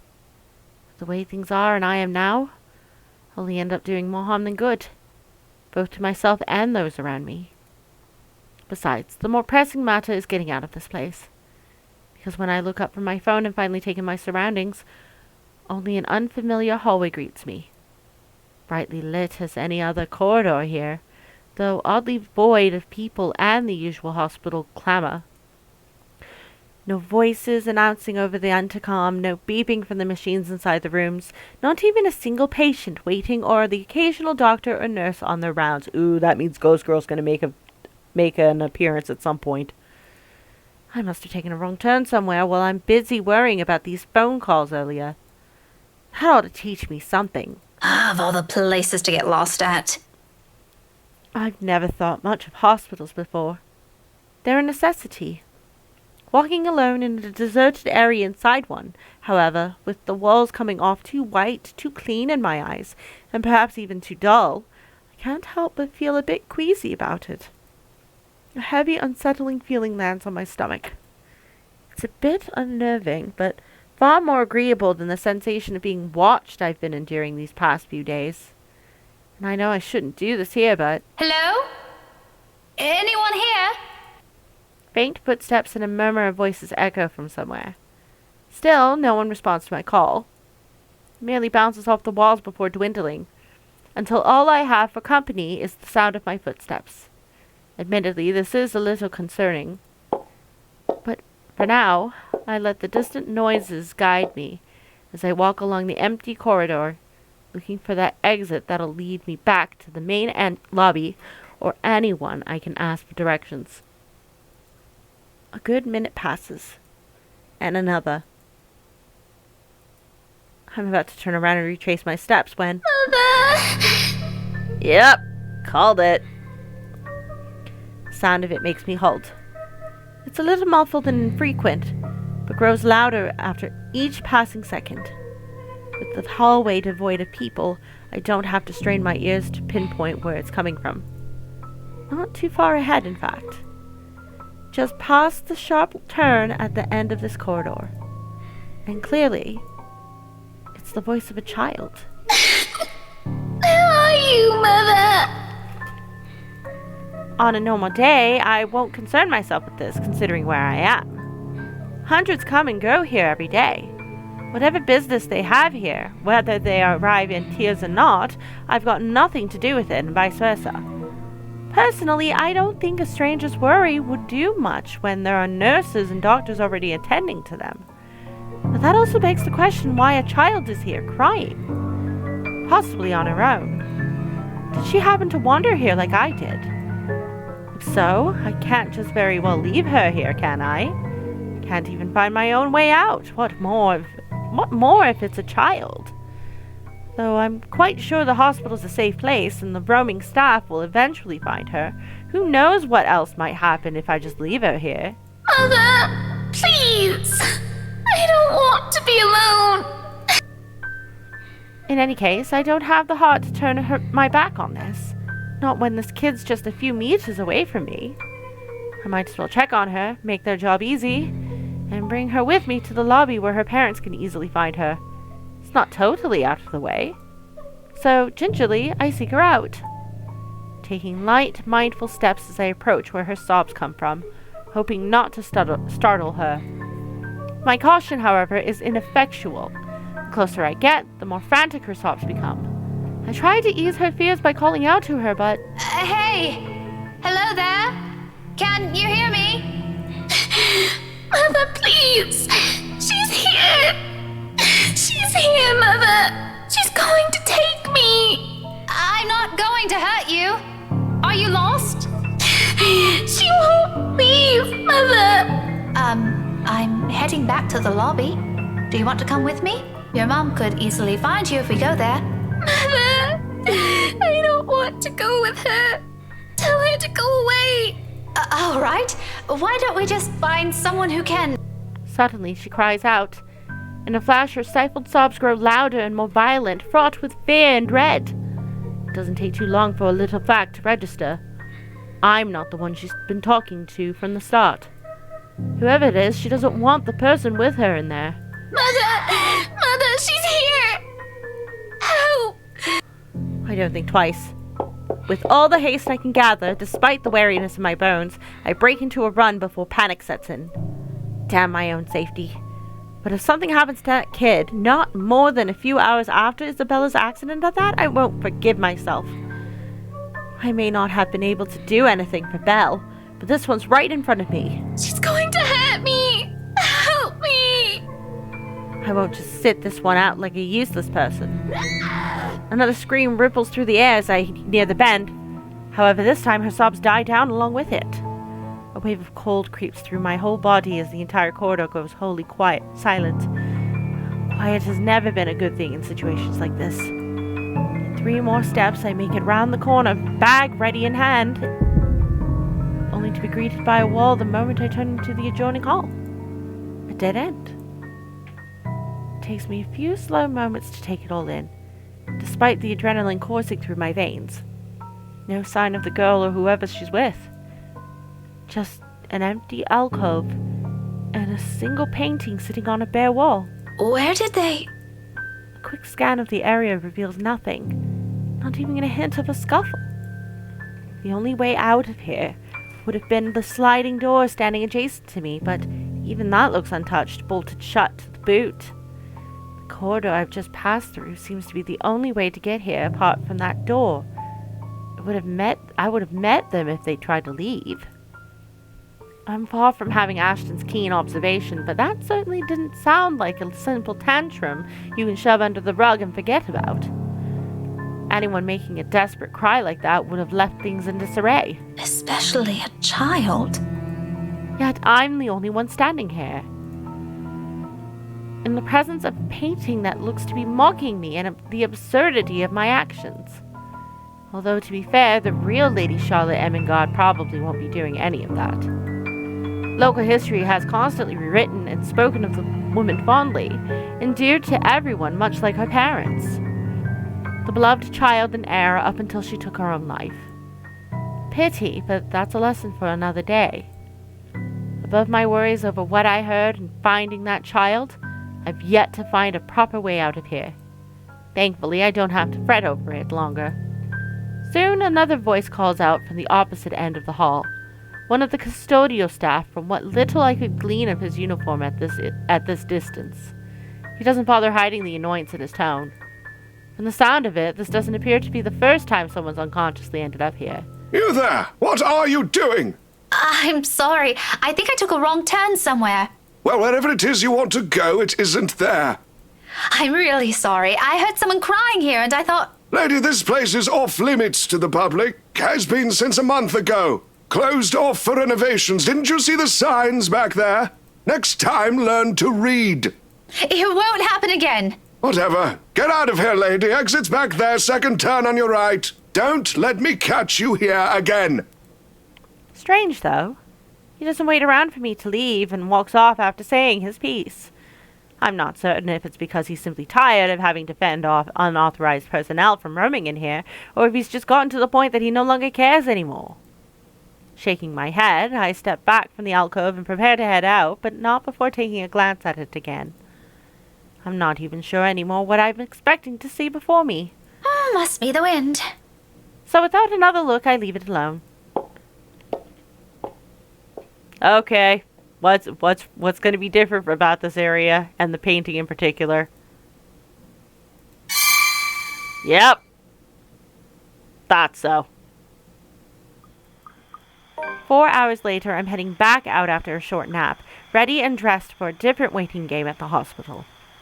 An empty traveling bag dangles freely in my hand as I head straight for Isabella's room first, unlocking the door with a copy of the key.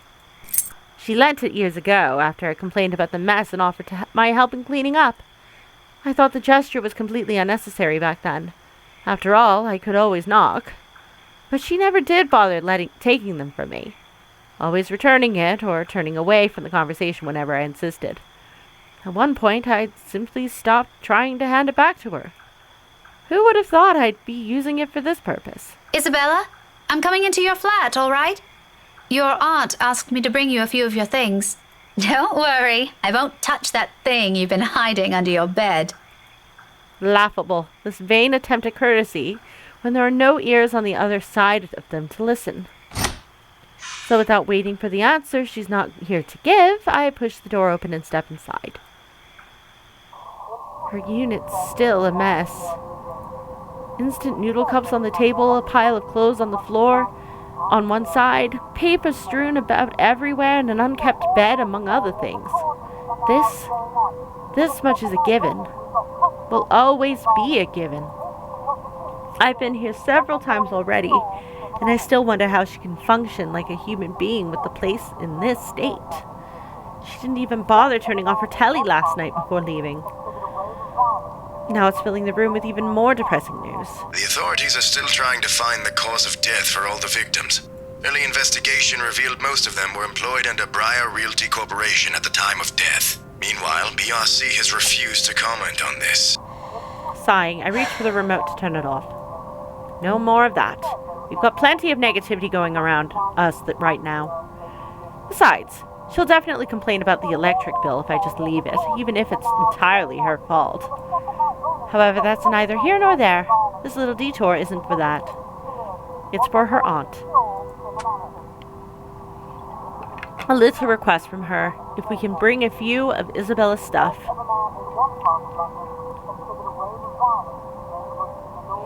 Hi, thanks for letting me know about this. I'll be by in a few days, just need to sort things out with my work.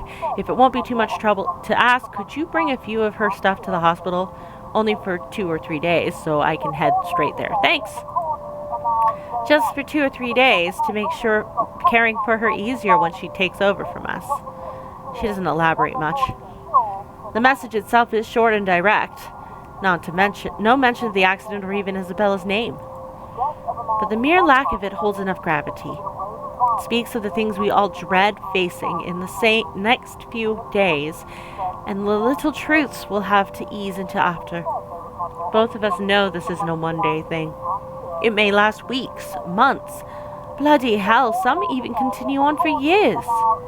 Thinking of those numbers alone drains the optimism out of me, but I refuse to wallow on them. Think of what Zachary said instead. He's right. He has a point. We've all known about her years ago. She's stubborn. And she might make it through because of it. The odds are, so to speak, astronomical. But she's beaten worse before. She might not even need that miracle the doctor so blatantly told us to avoid hoping for.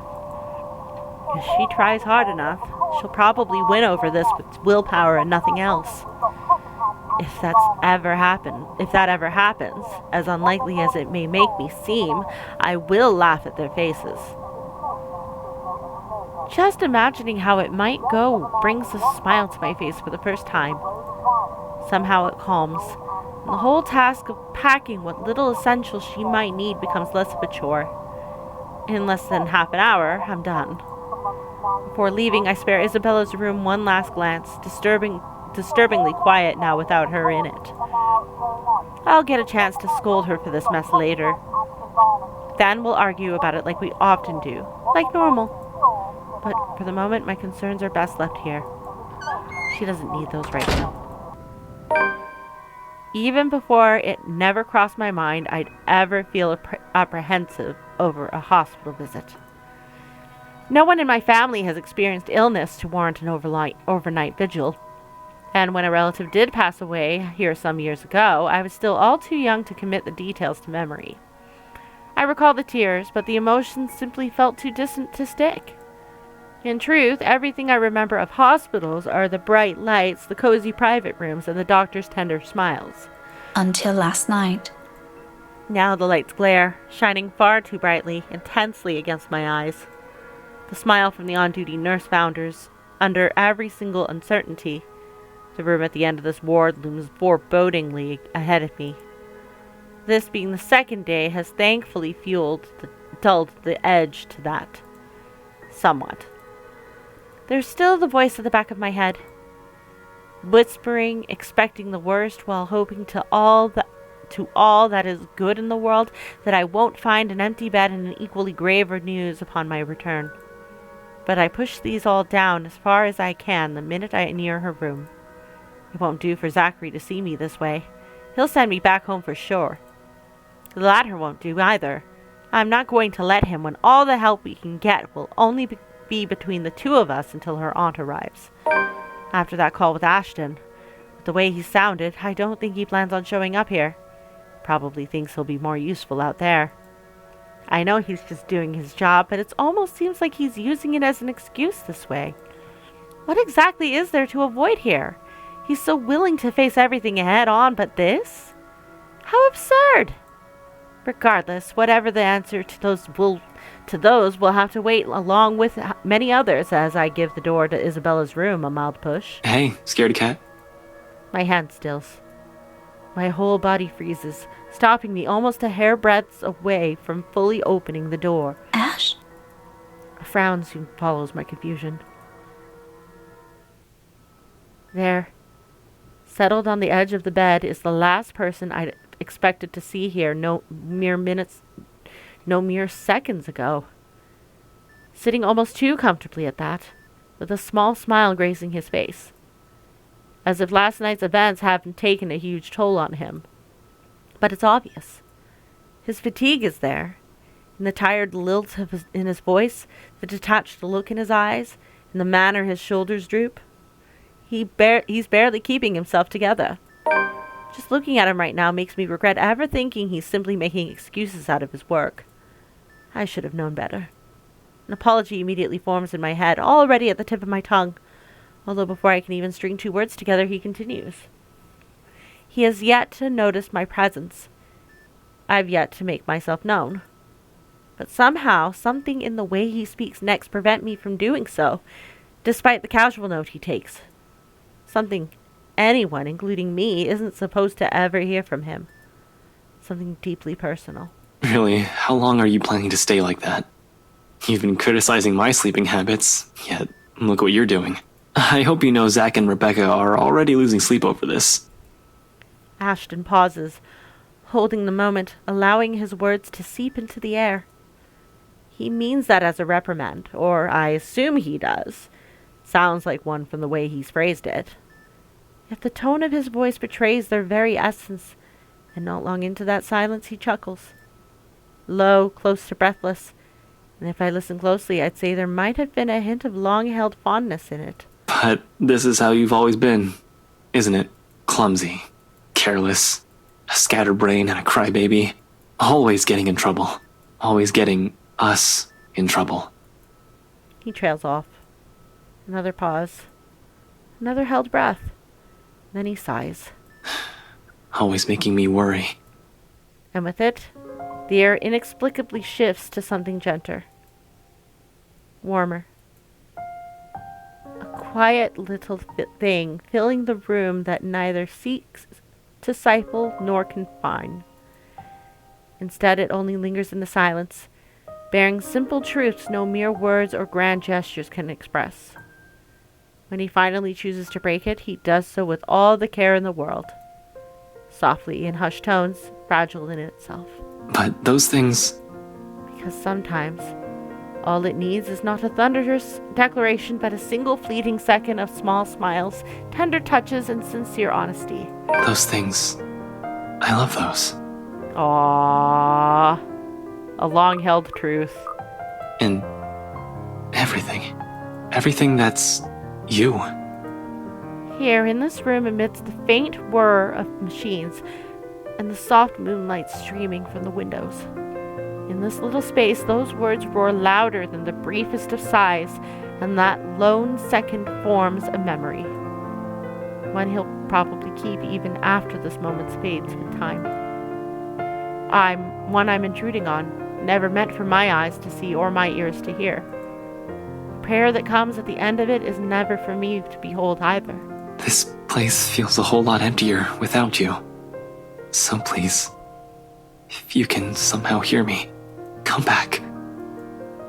I can't bring myself to turn away. Even in silence, once again sweeps into the room and only the beeping of the machines remains. Even as he himself cowers under what everything he said stands for. This is stupid. Because I understand. With the most painful clarity, the other truth this scene proffers.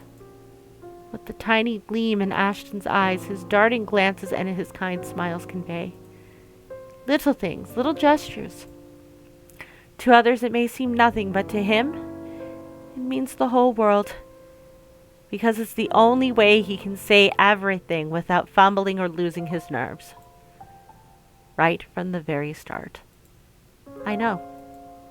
I've always had an inkling. The thought has always been there.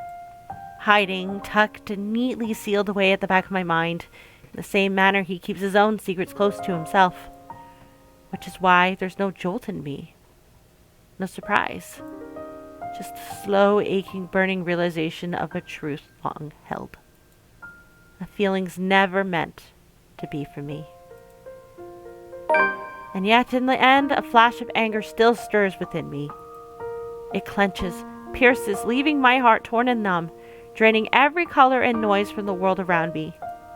The bag in my hand hangs weightless in my hand as the magnitude of those words gradually closes in on me. You didn't want to hear this. You didn't want to see this. I shouldn't be here. I shouldn't have gone here. But before I can move and force my feet to take the first steps to save myself, Zachary's voice echoes from the room, deep and still rough with what's apparently sleep. Utterly clueless of what has just transpired only minutes ago. How I wish I could be as oblivious to it as him right now. Hey, Ash. Everything snaps back into place at its sound, and the veil lifts from my mind. All of my reasons for being here rush back to me along with it, no longer held by that familiar bitter feeling slowly consuming my thoughts. But it's still there, coiled in a tight knot in my chest, simply waiting for another chance to unfurl itself. How long have you been here? Just came in a few seconds ago. Lies. Oh, sorry. I didn't hear you. Figures. It's not a problem. You probably need to rest anyway. You're the one talking. You look like shit. So I've been told. Seriously, how long have you been up? 18, 20 hours or so? It doesn't matter. I'll get some shut-eye later. Where's Rebecca? Funny how he remembers me now. Not a few moments ago, he's unknowingly taken that one little thing I hold dear and allowed the burden of his bloody sentiments to crush it. After all these years, I'm the one that becomes the afterthought. But I take this mention of my name as my cue to compose myself and hide all of these somewhere safe. Preferably somewhere no one else will find it. Just like how it has always been. Ultimately, this isn't what I came here for. I sent her home early, but she'll be back too. At the light rap I give the door, Zachary breaks off mid-sentence at once. Their eyes are on me when I slide into the room, though their attention doesn't really stay. Soon the bag I'm carrying catches their eye, and they're both shooting me bewildered looks. Zachary, in particular, appears about to say something, but can't quite place how he'll articulate it. A swift glance at Ashton tells me the same thing, though the question in his eyes comes off more passive, muted. I raise a hand at them before they can say something about it. It's not mine. The light mood changes as soon as I've finished. They know. I don't have to spell it out for them. I don't think they want me to when the reality's just lying a few inches away from them. Either way, the atmosphere doesn't last. The world isn't done rendering my heart useless, as it turns out. Even Zachary, clueless as he is, gapes at me with a wordless grease on his forehead. He has the right to be. The bitter tone in my voice takes once the conversation turns elsewhere surprises me too. No, I'll take it from here. You don't have to do that. Zachary and I can handle this for a few days. Both of you already had your turn with this. It wouldn't hurt to have another person helping out. This isn't some sort of a competition, Ash. We're doing this because someone has to be here for her. I'm not making this one. I just volunteered, didn't I? Despite knowing Ashton only means well with his offer, hearing it directly from him, seeing how he throws his affections around as if no one knows. It stings. It burns. Don't you have an investigation to finish? And Zach has freelance gigs in line for the next few days. You have students to teach. Don't push it, Becca.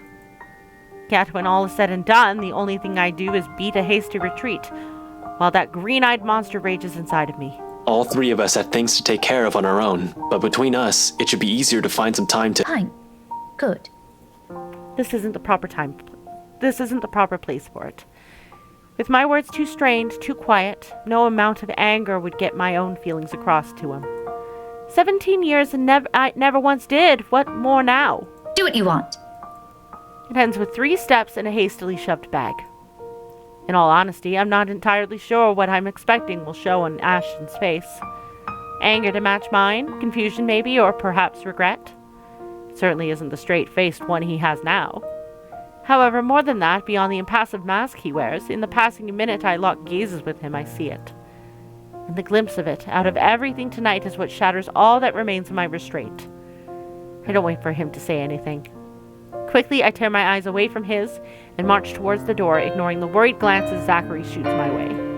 My heart may be far from fragile, but neither of them needs to see it break. The door closes with a soft click, but for a moment I remain standing amidst the empty hall, taking in the silence, listening for anything that'll dare break it, waiting for that hammer to finally fall or for the ground to swallow me whole. None of it happens, of course, but for what's perhaps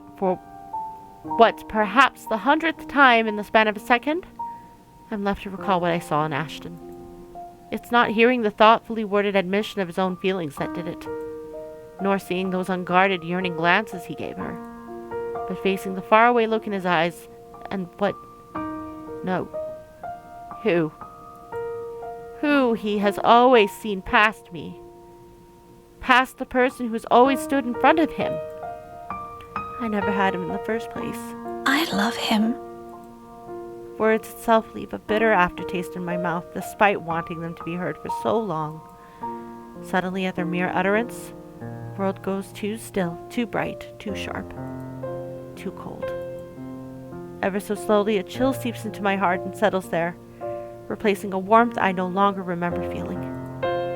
Distant, much like the only memories I have of this place. With nothing else to cling to, I run. Behind me, the door once again creaks open and Zachary calls after me, cordial, friendly, and utterly unsuspecting. Ignore all of it. Because even after all this, his isn't the voice I want to hear. I make it out of the hospital in a flurry of steps, my mind abuzz with thoughts and emotions in turmoil. Ignoring the courteous smiles every staff member shoots my way or the voices shouting after me, my footfalls hit hard against the pavement. Each stride a stark refusal, each distance I put a continued denial. More than once, a passing stranger would give me looks. Is it pity, consternation, scorn, or dismay? It doesn't matter now, does it? All I hear are the voices inside my head, jeering, mocking, while the rest of the world blurs around me. I'm the one who has always been by his side. I'm the one who knew more about him than anyone. Why couldn't it have been me? But the universe doesn't have an answer for that, and neither does anyone. So I run. Until everything fades away from my mind. Until my breathing goes labored. Until my legs buckle, feet catching on loose stone, and the world tilts sideways at long last. A yelp comes from my mouth, but the pain I'm expecting, hoping for, doesn't. When awareness returns to me in a rush of sound and colors, it isn't his hand that grips my arm, nor the sharp gleam, usually in his eyes, that I see. Far. A striking contrast. It was Zach. This one softer. Kinder. Though worry slightly mars his voice, there's nothing in it but genuine concern. Zachary's. It's always a wonder how they even became friends. Easy there, ma'am. He doesn't waste any time, not even to wait for some form of gratitude from me, and quickly pulls me to my feet. However, it isn't until he draws a handkerchief from his pocket and gingerly hands it to me that I glance up at him, searching for an explanation. For your, face. He makes a vague gesture around his cheeks. His movement small and a bit awkward before letting his arm fall and hang at his sides, suddenly too afraid to point it out. He does not retract his hand, offering the handkerchief, though, merely giving me a sheepish shrug and another smile when I finally lift a hand to my cheek and it comes away wet. Oh. I cast him another look, wary, unsure. But all he has for me is the same accepting smile. There's a question behind it, but for the moment he holds off. So with another indrawn breath, I take the offered cloth, if only to keep my hands occupied while I put myself together. Thanks. No problem. Take your time if you want, and I'll just be here, pretending I didn't see anything, and take your time. Oh, Zach, you big teddy bear. Zachary is polite enough to avert his gaze, and only when the last of the tears have been wiped away does he say anything. You okay? The floor almost had you there. Yeah, thanks again. Sorry about that. The words ring hollow even to my ears, and I'm not certain either if they're meant to be an apology for all his troubles or for showing him this pathetic side of me. Nevertheless, he accepts them. Nah, it is cool. Surprised me, though. Didn't think you could run that fast. But you don't look really well right now. Something happened? No, nothing. Nothing important. I was just a little shaken, I think, from all that running. I'll be fine, Zachary. Well, don't push yourself too hard, alright? I'm sure Bella will understand if you ever decide to take a break. Hell, she wouldn't want us fussing over like this. Oh, he thinks it's because Ash wanted to watch Isabella when Becca was all prepared to do so. That's why she's upset. Wow, okay. If you aren't feeling up to it, just say so. Let Ashton and I take over now. It ain't a big deal. Oh, I'm sure Ashton would love that. Regret follows the second the heated words leave my mouth, and the light mood inevitably shatters. As black as my mood might have been, Zachary doesn't deserve to receive the brunt end of it. No one does. Even Ashton. Yet all I see in my head right now is the image of him sitting inside that room, spilling his heart out unlike when he ever did for me, wearing such sincerity I've never seen in him before. The concerned expression returns to Zachary's face, and with it are the hundreds of questions he's been avoiding to ask. Under his honest scrutiny, I bulk.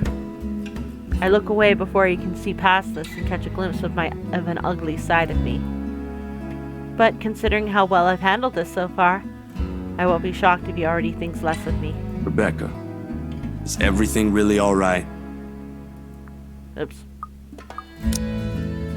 I bet he already knows the answer to that. Regardless of appearances, Zach can be quite as perceptive as Ashton. It's part of the reason why they became friends in the first place. Frankly, I don't understand why he's still making an effort to ask. For the sake of being polite, responding to that will only open a whole different can of worms. You should also know that. What a mess. best thing I can do. Simply end this. Regardless of his good intentions, Zachary doesn't deserve to be caught in the same kind of chaos my mind is in right now. I'm sorry, Zachary. I didn't mean that. Smile. Bottle it up. Hide it where other people can't judge, even if it leaves me wanting for a more explosive outburst. At least this way, there's no guilt apart from the one I have to suffer myself. I know you don't. You're actually scarier than that when you mean it. Am I? Really? Only a bit. A wee bit. Don't take that personally, please. He's a little afraid of her right now. I mean, you're a really nice person, but you also have to deal with Ash and Bella sometimes. That takes a lot of patience, especially Ash. And you're a teacher, so I guess... Zachary? Yes, ma'am? You don't have to say anything to make me feel better about myself. I'm tougher than that.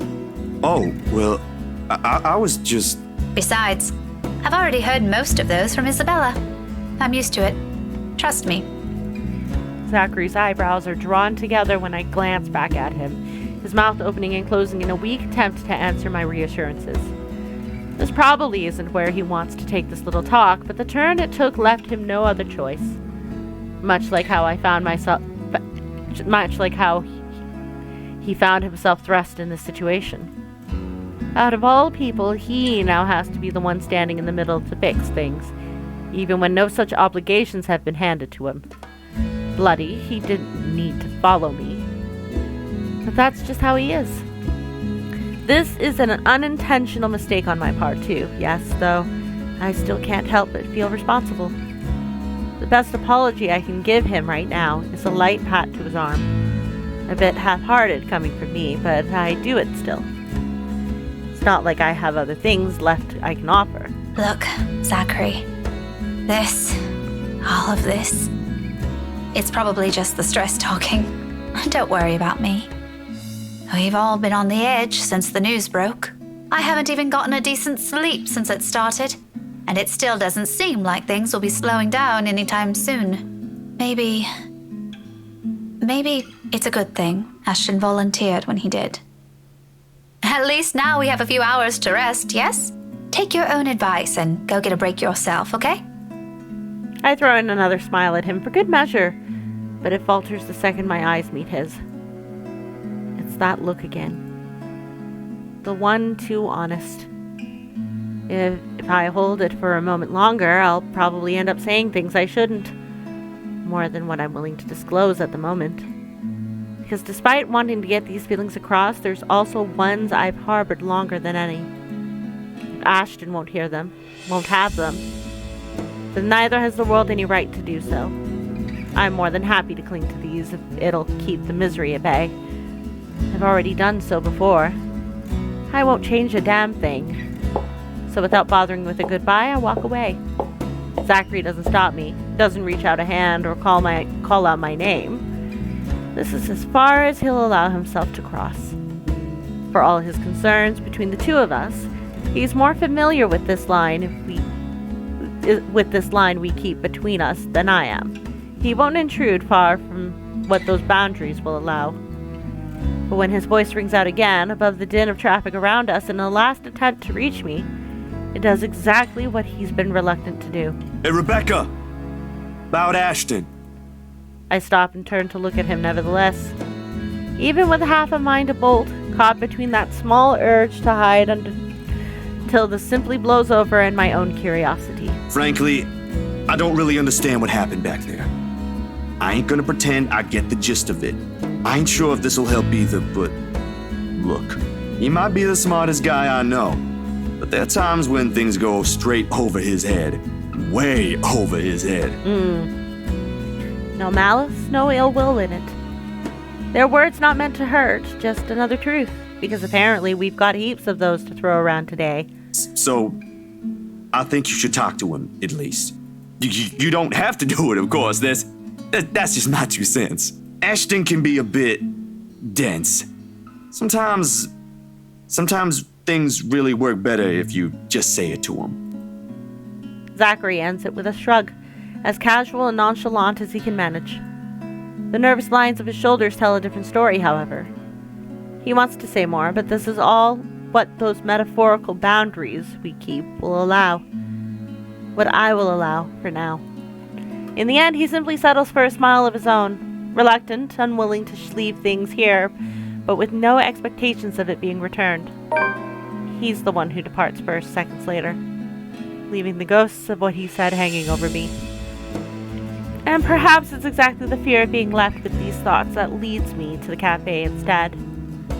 Less time to think about these as long as I'm moving and in the company of other people.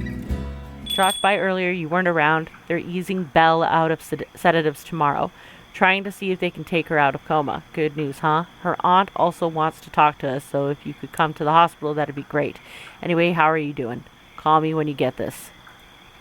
The message he left, short and straight to the point, but not without the underlying hint of friendship. He mentions nothing of the accident or the ongoing investigation, except for a small request from Isabella's aunt for us to visit the next day. Apparently, they're taking her out of her medically induced coma to see if she's improved. Suddenly, it's the closest thing we have to hope right now. I can almost hear it in the manner Ashton ends the formal tone in his note when he checks on my well-being at the end. He still has no idea. Any other day, the former part of this message will likely prod at the piercing envy I've been holding, while the latter will probably send my heart aflutter. Little things from him that I want to mean something more. Yet, this time, only guilt fills me, and my eyes briefly shift towards Isabella's empty unit. Luke's words repeat inside my head as I do. For what it's worth, Rebecca, I didn't ever think that's all there is to you. Why else would I leave my own goddaughter in your care if you're just some lovesick woman? Have I always been like this? Selfish? In truth, I've intended to call Ash after that dinner. If I didn't catch him here, invite him to that party like I planned. There's time, and he's still probably awake around this hour. But my hand won't move. And perhaps it's for the better. Until I've had time to think this through. It'll be best if I distance myself from those I've been clinging tightly to. Find a different perspective and see things for what they are. With a soft sigh, I reach for the note and crumple it under my hand. The knob twists open with much ease when I enter this time. Maybe after some introspection, it'll be easier. For tomorrow, I have that woman and the mansion to worry about. The night wears on without further incident, despite the great number of thoughts swimming inside my head. Come morning, there's only a hush. A strained sort of stillness, unlike the ones greeting me every morn. This one's uneasy, tight with anticipation, like a string stretched thin, merely waiting for the proper time to snap. Granted, it doesn't make my day any less pleasant, but the edge is there. It hangs in the hallway. It lingers in the empty unit next to mine. It follows me even as I head out, carrying the same Little Hope Ashton's note brought last night. I just wish I could easily believe in it. It takes a minimum of 21 days for a habit to form, or so claimed a speaker in the conference I once attended. Yet it only took less than 3 for the hospital's sterile scent to lose its sharp odor. Perhaps less than that for the nurses to start glancing at me with an air of familiarity, for my body to know instinctively where I should head next. Which turn to take, how far it is from the nearest stairwell, approximately how many steps until I reach her door. 30 to be exact, though I've honestly stopped counting sometime during my second visit. At some point, even the faint beeping from her room has also grown oddly comforting. A strange thing to seek reassurance from. Times like this, however, it's all that we have. Isabella's lucky. By some miracle, by some sheer force of will, she holds on and pushes back just as death pulls. How long will it last, though? Even now, she's still a hairbreadth away from losing that struggle. And no matter how promising today might be, the doubt still runs deep. At least for me it does. Sometimes it's better not to hope too much. Although both Zachary and Ashton don't seem to be of the same mind with the smiles they each greet me, with the smiles they each greet me with the moment I arrive. A small part of me expects this meeting to be awkward, with Zachary here after he saw me in such a pitiful state. But it's him who first offers me a seat. If he remembers or still has an opinion about what happened 2 days ago, he makes no mention of it again, likely out of some sense of courtesy. I suppose this is how we'll keep it together for now. With moments filled with superficial smiles and lukewarm attempts at cordiality. How is she? That question, at least, is anything but half-hearted. And as if spurred by it, Ashton looks up. First time he does so since his brief welcome earlier. His eyes have been glued to the room nearest us, its door only slightly ajar, offering everyone outside nothing but a sparse look of what's inside. All I see in it is uncertainty, yet he stares at it as if something close to hopeful. Like doing so will summon another miracle from the depths of near impossibility. Bloody hell, it's all over his face. Long before his voice breaks the silence. Doing okay so far. They've reduced the sedation hours ago, but it'll take a while before we know anything for sure. The Ashton I know will never subscribe to that kind of false hope. If there's anyone present here who would be, it's Ashton. It's Zachary.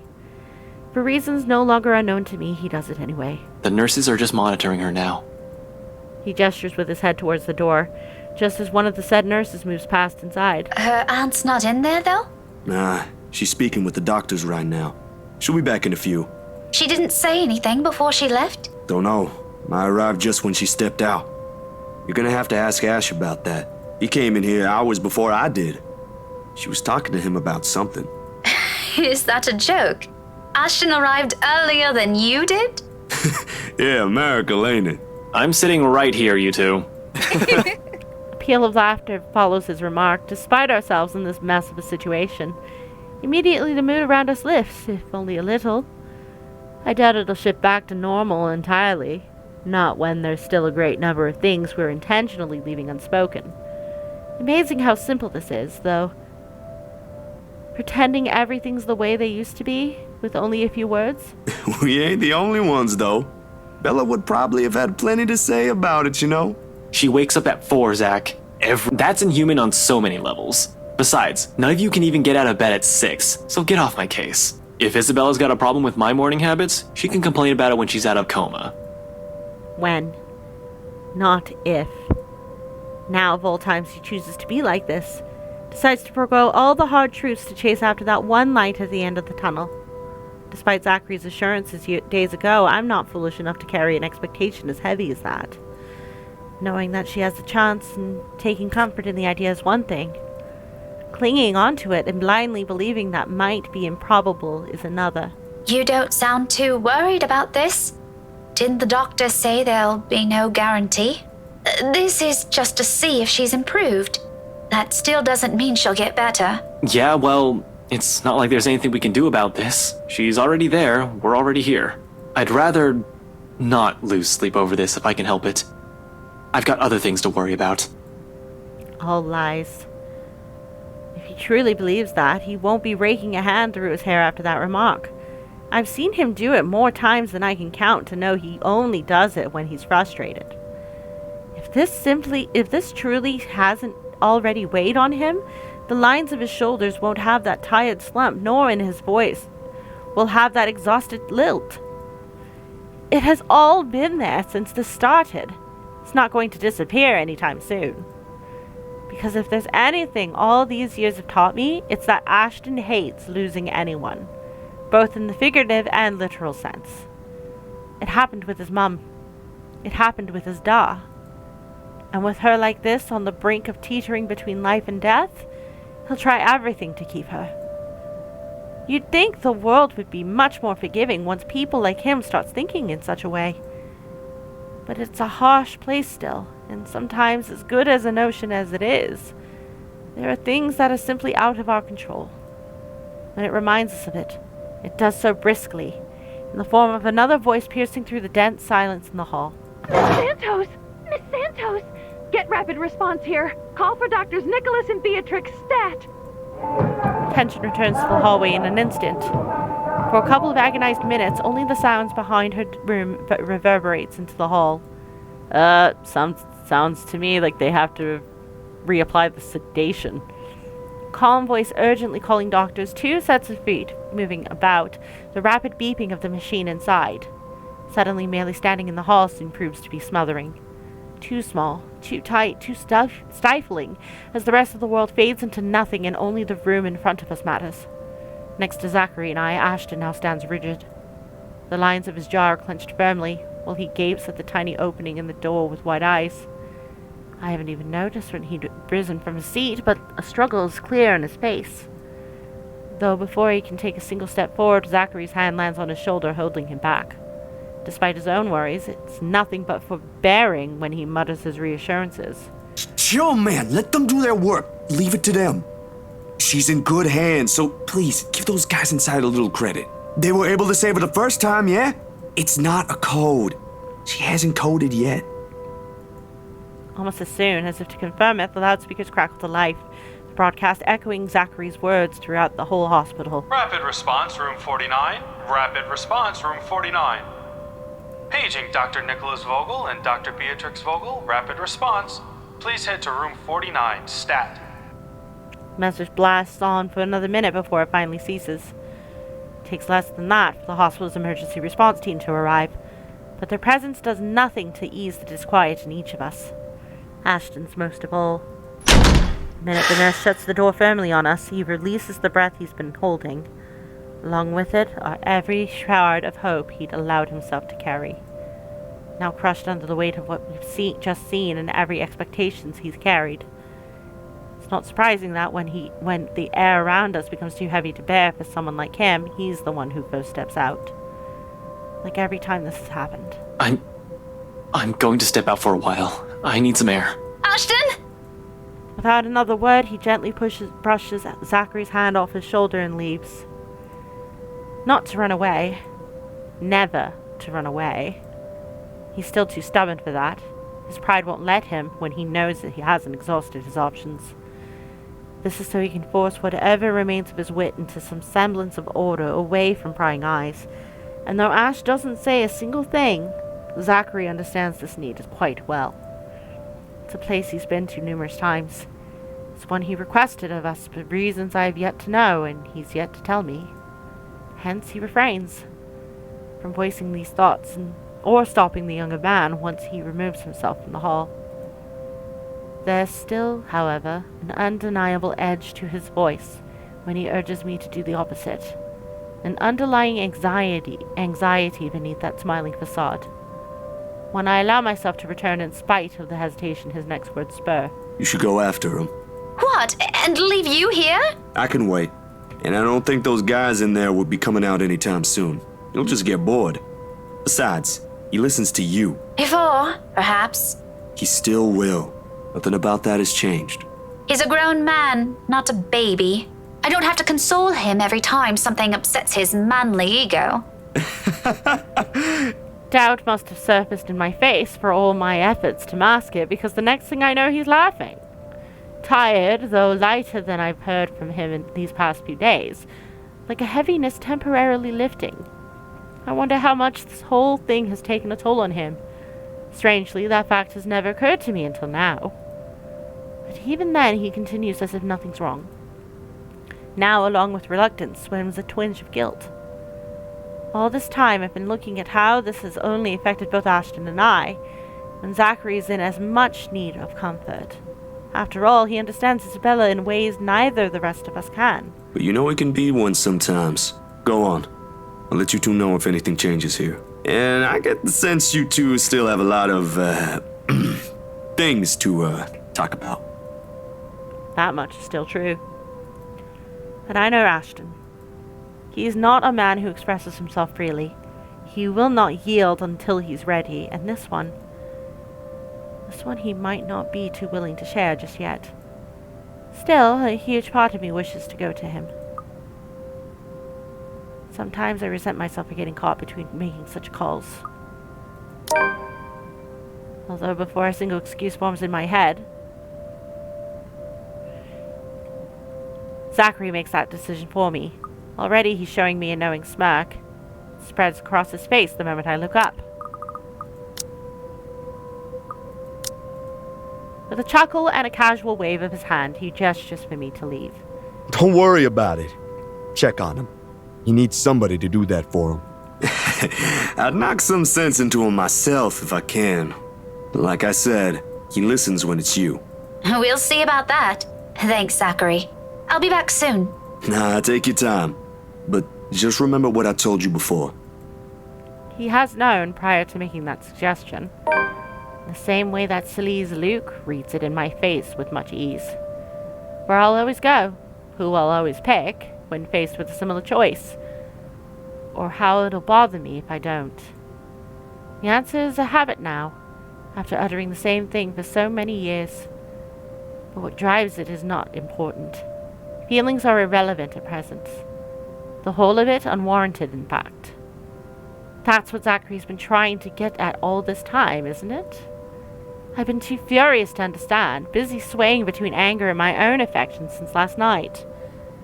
Because at the core of it, we're still friends, aren't we? There'll be times to think about these matters later. For now, as I leave Zach in search of him, I'll be what he needs me to be. I find him minutes later in a hallway not far from Isabella's room. He sits alone, still his gaze trained on a cup of coffee he cradles between his hands. But I know him well enough to know he'll never take a sip of it. Too bitter, he'd say. He prefers one dumped with shite load of sugar. He's only keeping it for the warmth. Occasionally he'll sway the cup, lightly, only to send the dark liquid swirling close to the edge. Like disturbing its still surface will show him all the answers he needs, all the miracles he's hoping for. If it provides him any, he makes no mention of it when I take the empty space next to him.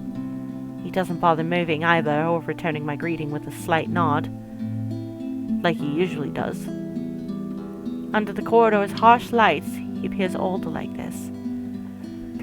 There's a deeper set to his eyes, a hollowness not present before, and it's most certainly not due to exhaustion anymore. Seeing it so openly displayed in such a manner, however, unease trickles into me. A small fear of my own efforts. Any words I can come up with won't be enough.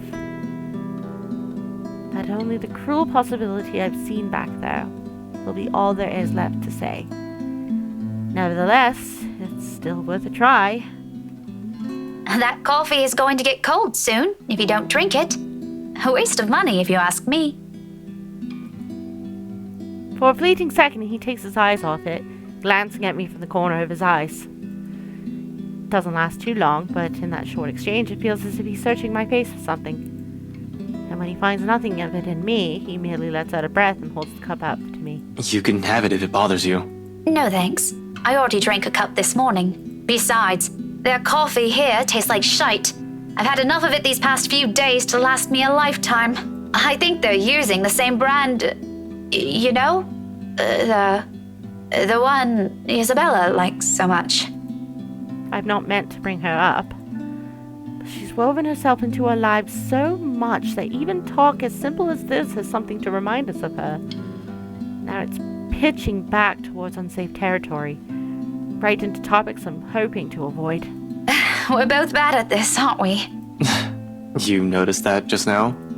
Afterwards, Ashton immediately falls silent again, the good humor in him gone. I follow soon after, unable to string the proper words to keep this going, and an uncomfortable air sets. No surprise that right there, all this time, we've been skirting around the issue, the hard truths we're forced to deal with. It's a way of coping contradicting the kind of people we both are. No wonder we'll fall apart at some point. And if what happens today suggests anything, it'll be easier for us if we steel ourselves as early as now. Even if a tiny part of me still wishes to believe, there's simply too much working against her now. But it's saying such a thing appropriate? Given the situation, with him like this? I'm afraid doing so will bring more harm, good intentions aside. Sometimes I resent myself for getting caught between making such calls. So I pull back. Okay, good. I thought that might have been the right answer.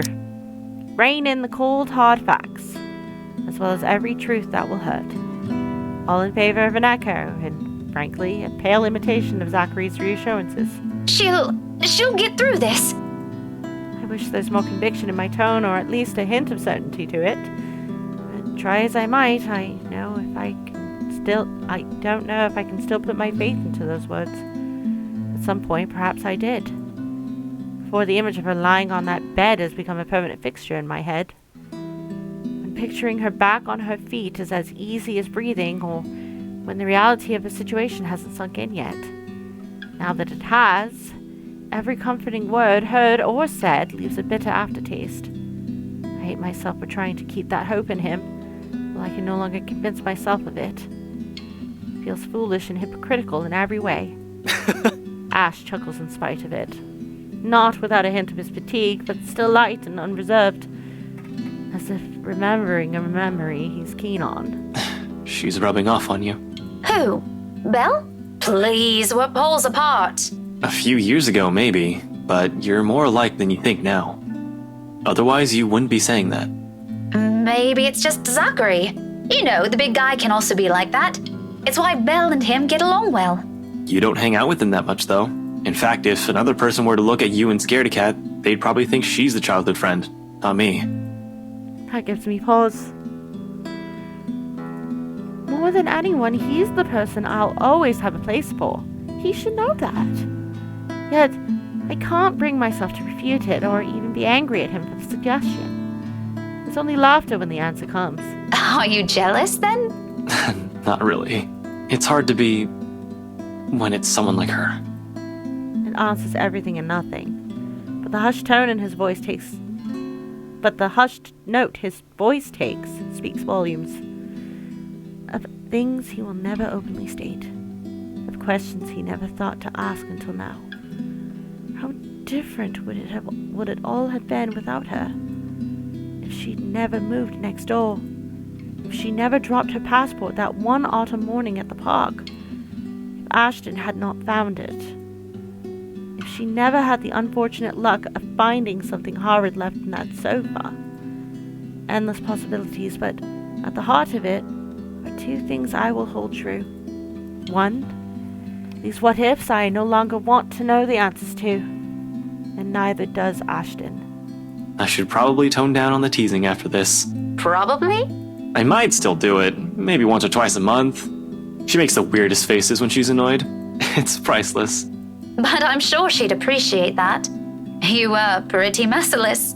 Yeah, I owe her an apology. For a lot of things. I think I will. Apologize. When she gets better. We both lapse into silence after, sitting side by side, simply enjoying each other's company, like how we often did as children. But it is in this moment the second truth resonates. Things have changed. Sometime between meeting new people and letting them stay, something has shifted.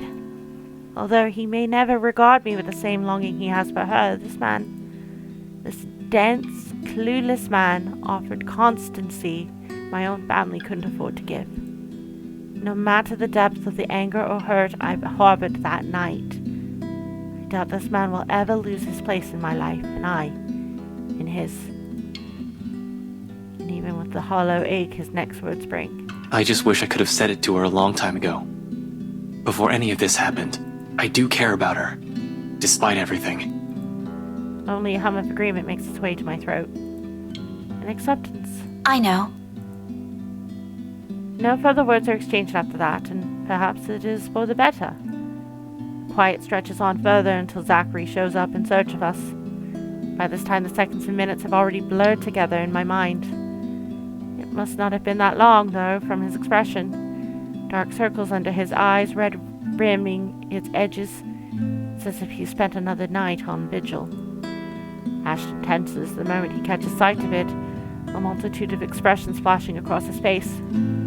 Confusion, apprehension, dread, all in under a minute, till it settles back to his usual impassive mask. If given the chance, he'd probably run back there to see if for himself, but Zachary raises a stalling hand before he can think of it. The nervous line in his mouth gradually melts into a smile, or one resembling it. Lately, seeing a genuine one on any of us seems almost a luxury. Nevertheless, Ashton lets it ease him. There's nothing else, after all. She's stable now, but they've placed her back in a coma. She'll be under observation for the rest of the day, so no visitors for now. Still not the best news we've heard in a while. I don't think it's what Ashton was hoping to hear either. We're back to square one. Back to another waiting game with no clear end in sight. Of course, none of us mentions it, even if the meaning's all too clear in our heads. There's still, however, relief in this. Something we carry when the three of us leave the hospital for now. If that alone will be enough, remains to be seen. Becca? Hey, did I wake you up? No, I left you a voicemail, so I thought, where are you? The one I grew up with. The one I always got better grades than I did without ever trying. Those silly antics I have to put up with all these years. Who stood by me even when things got tougher. One person who's been a constant in my life. Ash, do you remember that one time? The what? Back in secondary. We joined a contest back then, didn't we? We had to dress you up as a girl and... No. What? You looked really pretty. I think I still have that picture somewhere. Burn it. We're not talking about that again. You promised. Seriously, what brought this on? Nothing. It's just the first thing I remembered. So weird. Despite everything, my lips curl into a smile. Faint. A sad little thing on its own given the situation. Because even in the end, in the very end, I know I had this. Casual talk, the friendly banter, talking like how we always would as children. If only I hadn't been too selfish. If only I hadn't taken all of this for granted, in favor of my feelings. Then perhaps I won't be regretting anything now. You're being weird today, Becca. Whatever. Listen, I need you to go home right away. I'm at Salem Well right now and... I wish I could simply stop for us. There's still a lot of things I want to say. Things I've never bothered saying out loud. Things I should have said a long time ago to someone who has always been by my side. But in this moment, there's only one. Thanks, Ash. Hold on, did I do something? For everything. Rebecca, what? I'm so glad to have known you. Wait, what are you? God damn it, Rebecca, where are you? Soft click. And I'm closing my eyes.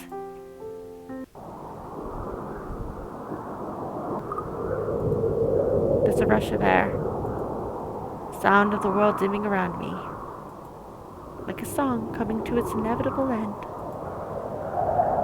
London Bridge is falling down, falling down, falling down. London Bridge is falling down, my fair lady.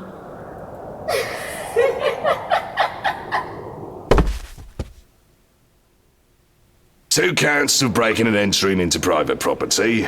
3 counts of homicide with the murders of Rose Cooper, Father Norman Lee, and now Hannah Wright. Norman Lee. You related to the priest, Chief? Shit. He's looking at a fine worth 5,000 pounds and 6 months in jail for each count of breaking and entering. I know Zach doesn't have that kind of dough. Well, that's where I come in. I may be stingy with food and an all-around cheapskate, but that sort of thing doesn't apply when my best friend needs a helping hand. Can't do much about the jail time, though. But if he's getting pressed with murder charges, it's a whole different story that comes with its own set of problems.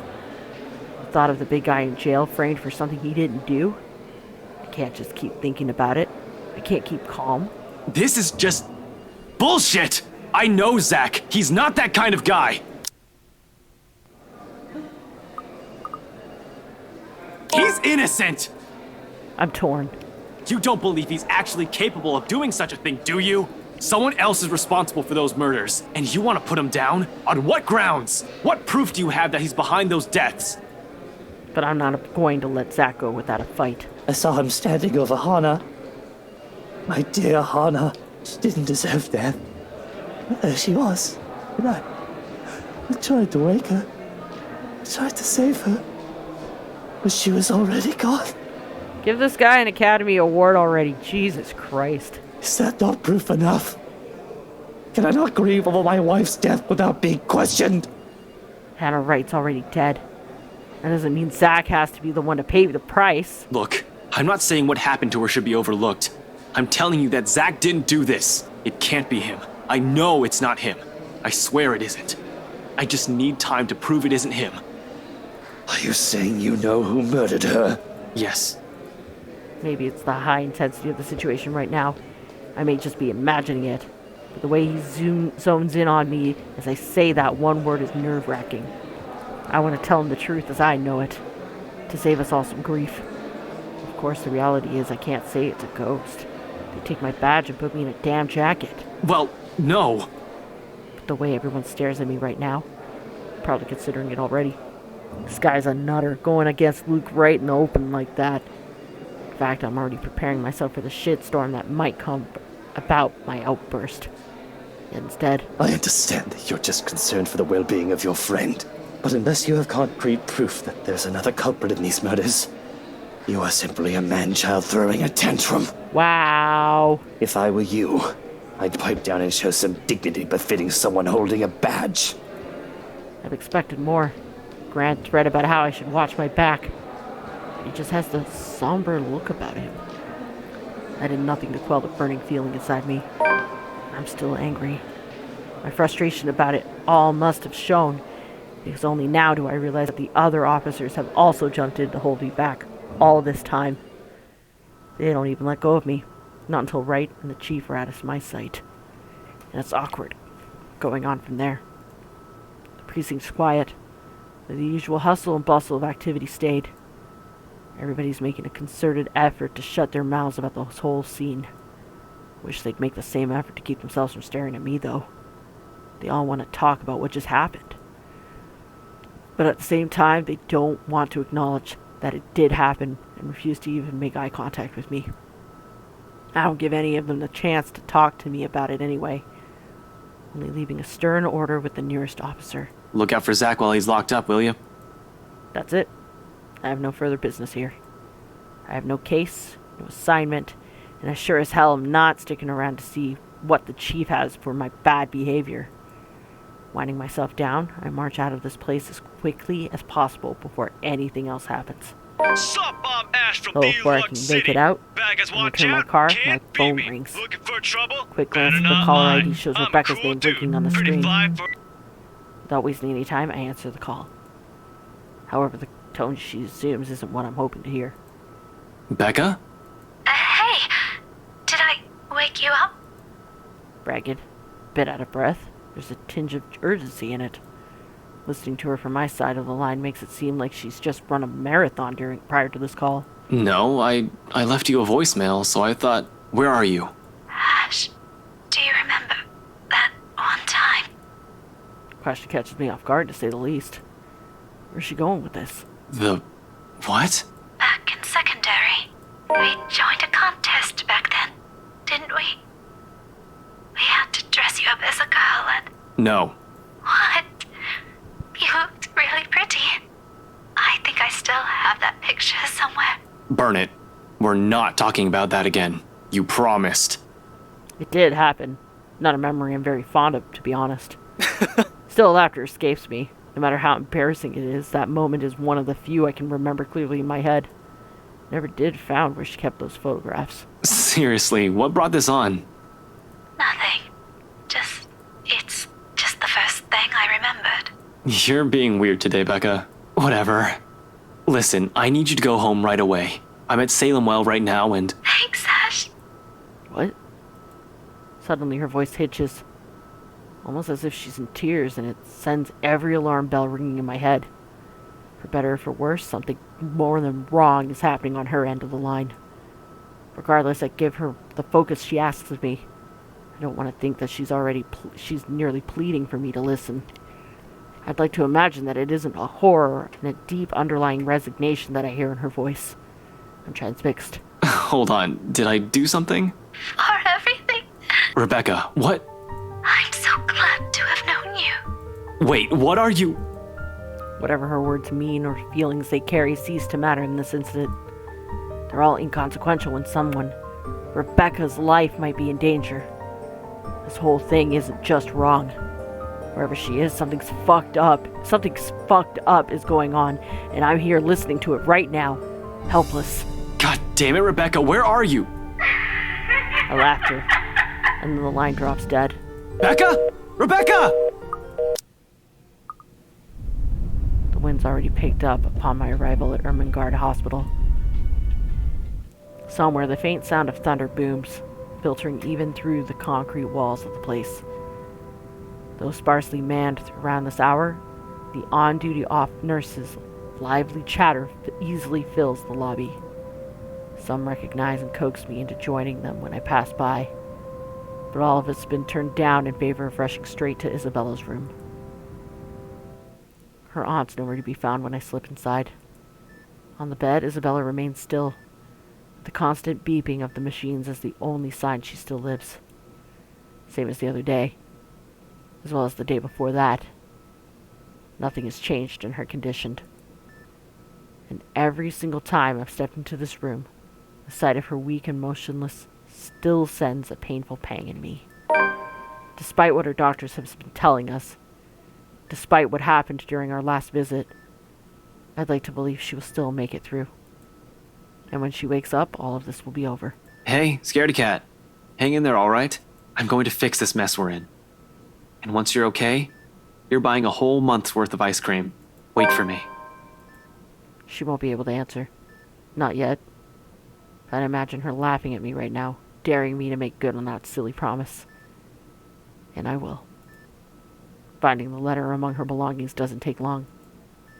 5 minutes later, I'm fishing it out from one of the side pockets of the bag Rebecca brought with her before the second night after Isabella's confinement. To think no one bothered to throw this away. I guess that's lucky. I mean, look at this thing. I wouldn't take it seriously if it wasn't for all the fucked up shit that's been happening. This is the sort of stupid people pass along as a prank through emails and text messages, for fuck's sake. Do people seriously make copies of this and pass this around to try and save themselves from a possible curse? That's the inane logic that could be garnered from the fact that there are multiple victims. Was Isabella not saved because she had simply shown us this one instead of sending 5 different ones? What sort of selfish person would even endanger 5 other people just to save their own skin? More importantly, what does this have to do with the mansion? There'll be a time for answers later. I've wasted enough time here. Quickly, I stuffed the letter into my pocket. With one last look at her prone form, I closed the door behind me and head back to my car. Within 10 minutes of driving out of Luxembourg, heading straight for Anne's little village. In the distance, flashes of lightning light up the horizon, white and sharp against the black curtain of the night. Thunder threatens with a rumble seconds later, echoing along the heavens. And with one last roar, the sky is open in earnest. Hell, that's happening. Maybe I should eliminate the immediate danger first and disarm him. Sorry about this. I really don't have time for you. I don't think twice. Within the span of a heartbeat, I'm moving and pulling on the trigger. 2 shots in quick succession echo across the whole foyer, and both hit their mark true. Wright recoils with a sharp cry of pain. His pistol falls, useless, to the floor with a loud clank, followed by drops of blood from his bleeding wrist. Why, you insolent! He's down in 2 successive steps when I tackle him to the floor, pinning him hard with my arm. Although before I can knock him out with a solid right hook, an agonized wail bursts through the tense air, long enough to echo along the dark, empty halls of the mansion. piercing enough for every occupant in the foyer to cover their ears and close their eyes. Then all at once there were images, bearing down on me with the weight of its accompanying emotions like they're my own. Some are merely vague, blurry shapes, while the others display vividly. All from a time long gone, and a life that was never mine. Over and over, along with every voice, every whisper, they shout, they cry, they wail, all asking for respite from an eternal torment. However, there's no time to make sense of it all. Amidst the discord and the noise, something whizzes, too close, too swift. A brief, keen blur that barely registers in my eyes, like an arrow quickly finding its mark and heading straight for... An acute pain bursts through my chest in the next instant. All of a sudden, everything around me feels too sharp. Every edge, every point. Even the act of drawing breath alone stings and burns my lungs, while an intense ache slowly spreads throughout my whole body. Numb. I feel numb. A hand comes away bleeding, shaking, while I can only let out a wet, ragged laugh. Soon, without warning, I'm going down on my knees, and the whole world is pitching sideways. I've gone through a lot, survived a lot of shit. It doesn't take a genius to figure out that I'm done for. Whatever hit me, a hole to the chest is fatal enough. I don't think I'm going to bounce back from this. I'm dying. Sorry, Belle. Don't wait for me. I should be afraid of this moment. Yet I'm not. No fear. No dread. Just an acceptance. Even as she appears before us, her voice echoing through the foyer. At the top of the staircase, Hannah Wright stands, pale as death and expression eerily calm. A cold chill runs up my spine at the sight. The woman just lingers there, a poor mimicry of life, a chilling smile on her face. Without a doubt, it's her. I told you, didn't I? Everything you're doing is useless, Ashton Frey. And now, you're dying. Meddlesome fool. How does dying alone feel, Ashton Frey? Hannah? You're not supposed to be here. Oh, Luke, darling, my love. You look so upset. Are you not happy to see me? Outside, another streak of lightning flashes, and a clap of thunder ripples across the sky. Here, there's only a whispered sigh, a fading breath, and a lone heart that beats hard one last time.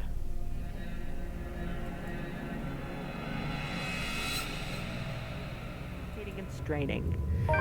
But terror doesn't take hold until I hear a whisper in my ears and familiar arms come from behind to rest across my chest. You've come for me, my prince. It's a creepy feeling, as if there's a hand running all over me. Something in me screams and snarls at the thought of being held down. This is wrong. It says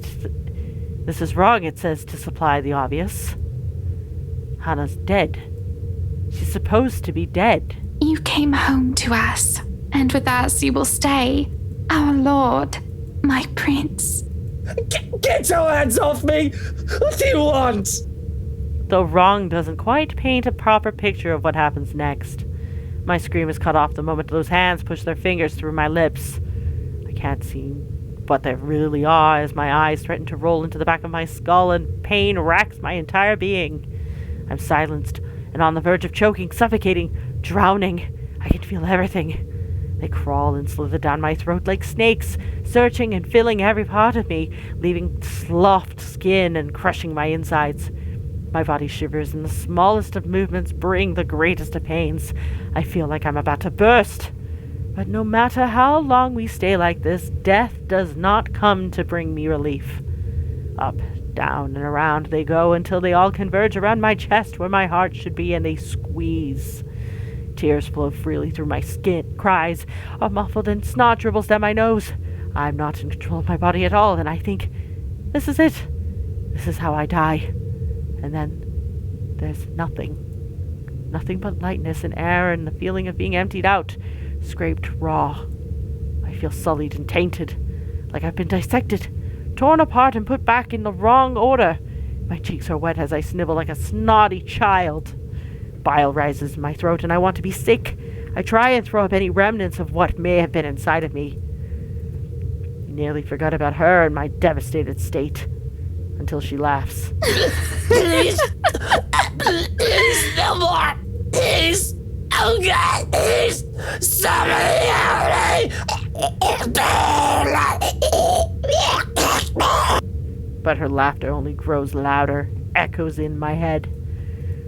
My heart seizes in my chest and I...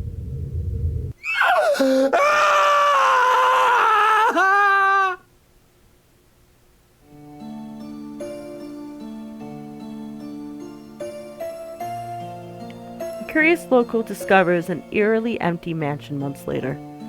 With its new owners having disappeared into thin air, whispers quickly spread across Luxborn City. Officers who investigated it have found only smears of blood on the walls and floors, nothing else. Eventually, they deemed the mystery of the Ermengarde Mansion as another tragedy brought upon the city by the Anslem Butcher. But for those who still believe in the stories of the old, and those who know the truth, it is but a testament to the curse and the secrets of Ermengarde Mansion has hidden for centuries.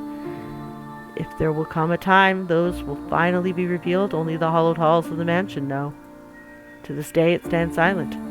However, on nights when the wind howls and thunder blooms across the sky, some still claim hearing of voices within, of cries and wails that fill the night, and desperate calls of help for any who dares listen.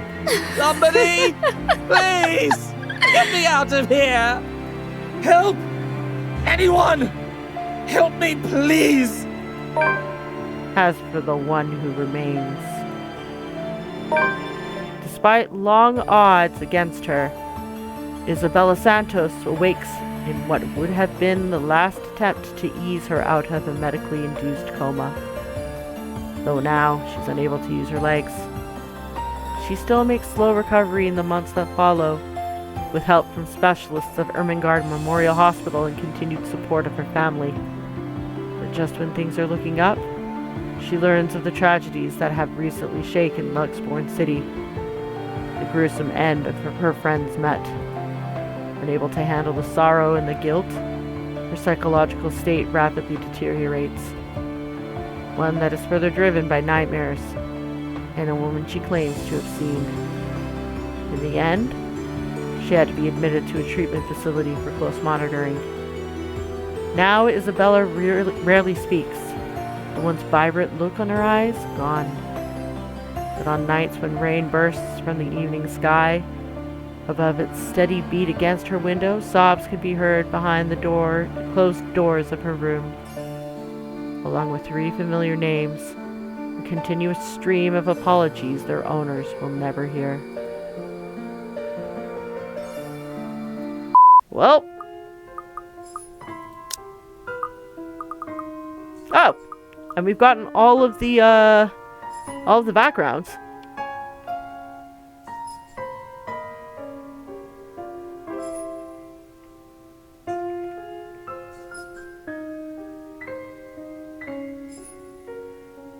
Interesting. What was the one that was missing? Oh.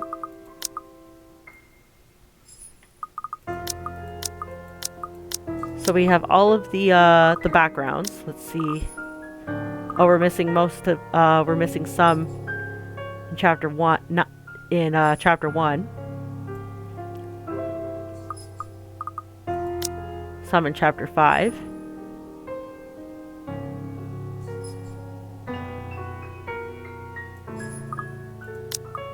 I think it's only 1 in chapter 6. Yep, just 1 in chapter 6. And several in chapter 7. Actually, the most that we're missing are the ones in chapter 7.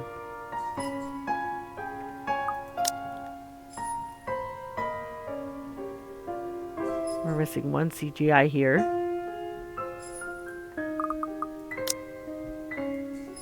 And 2 in this one. 6 in this one.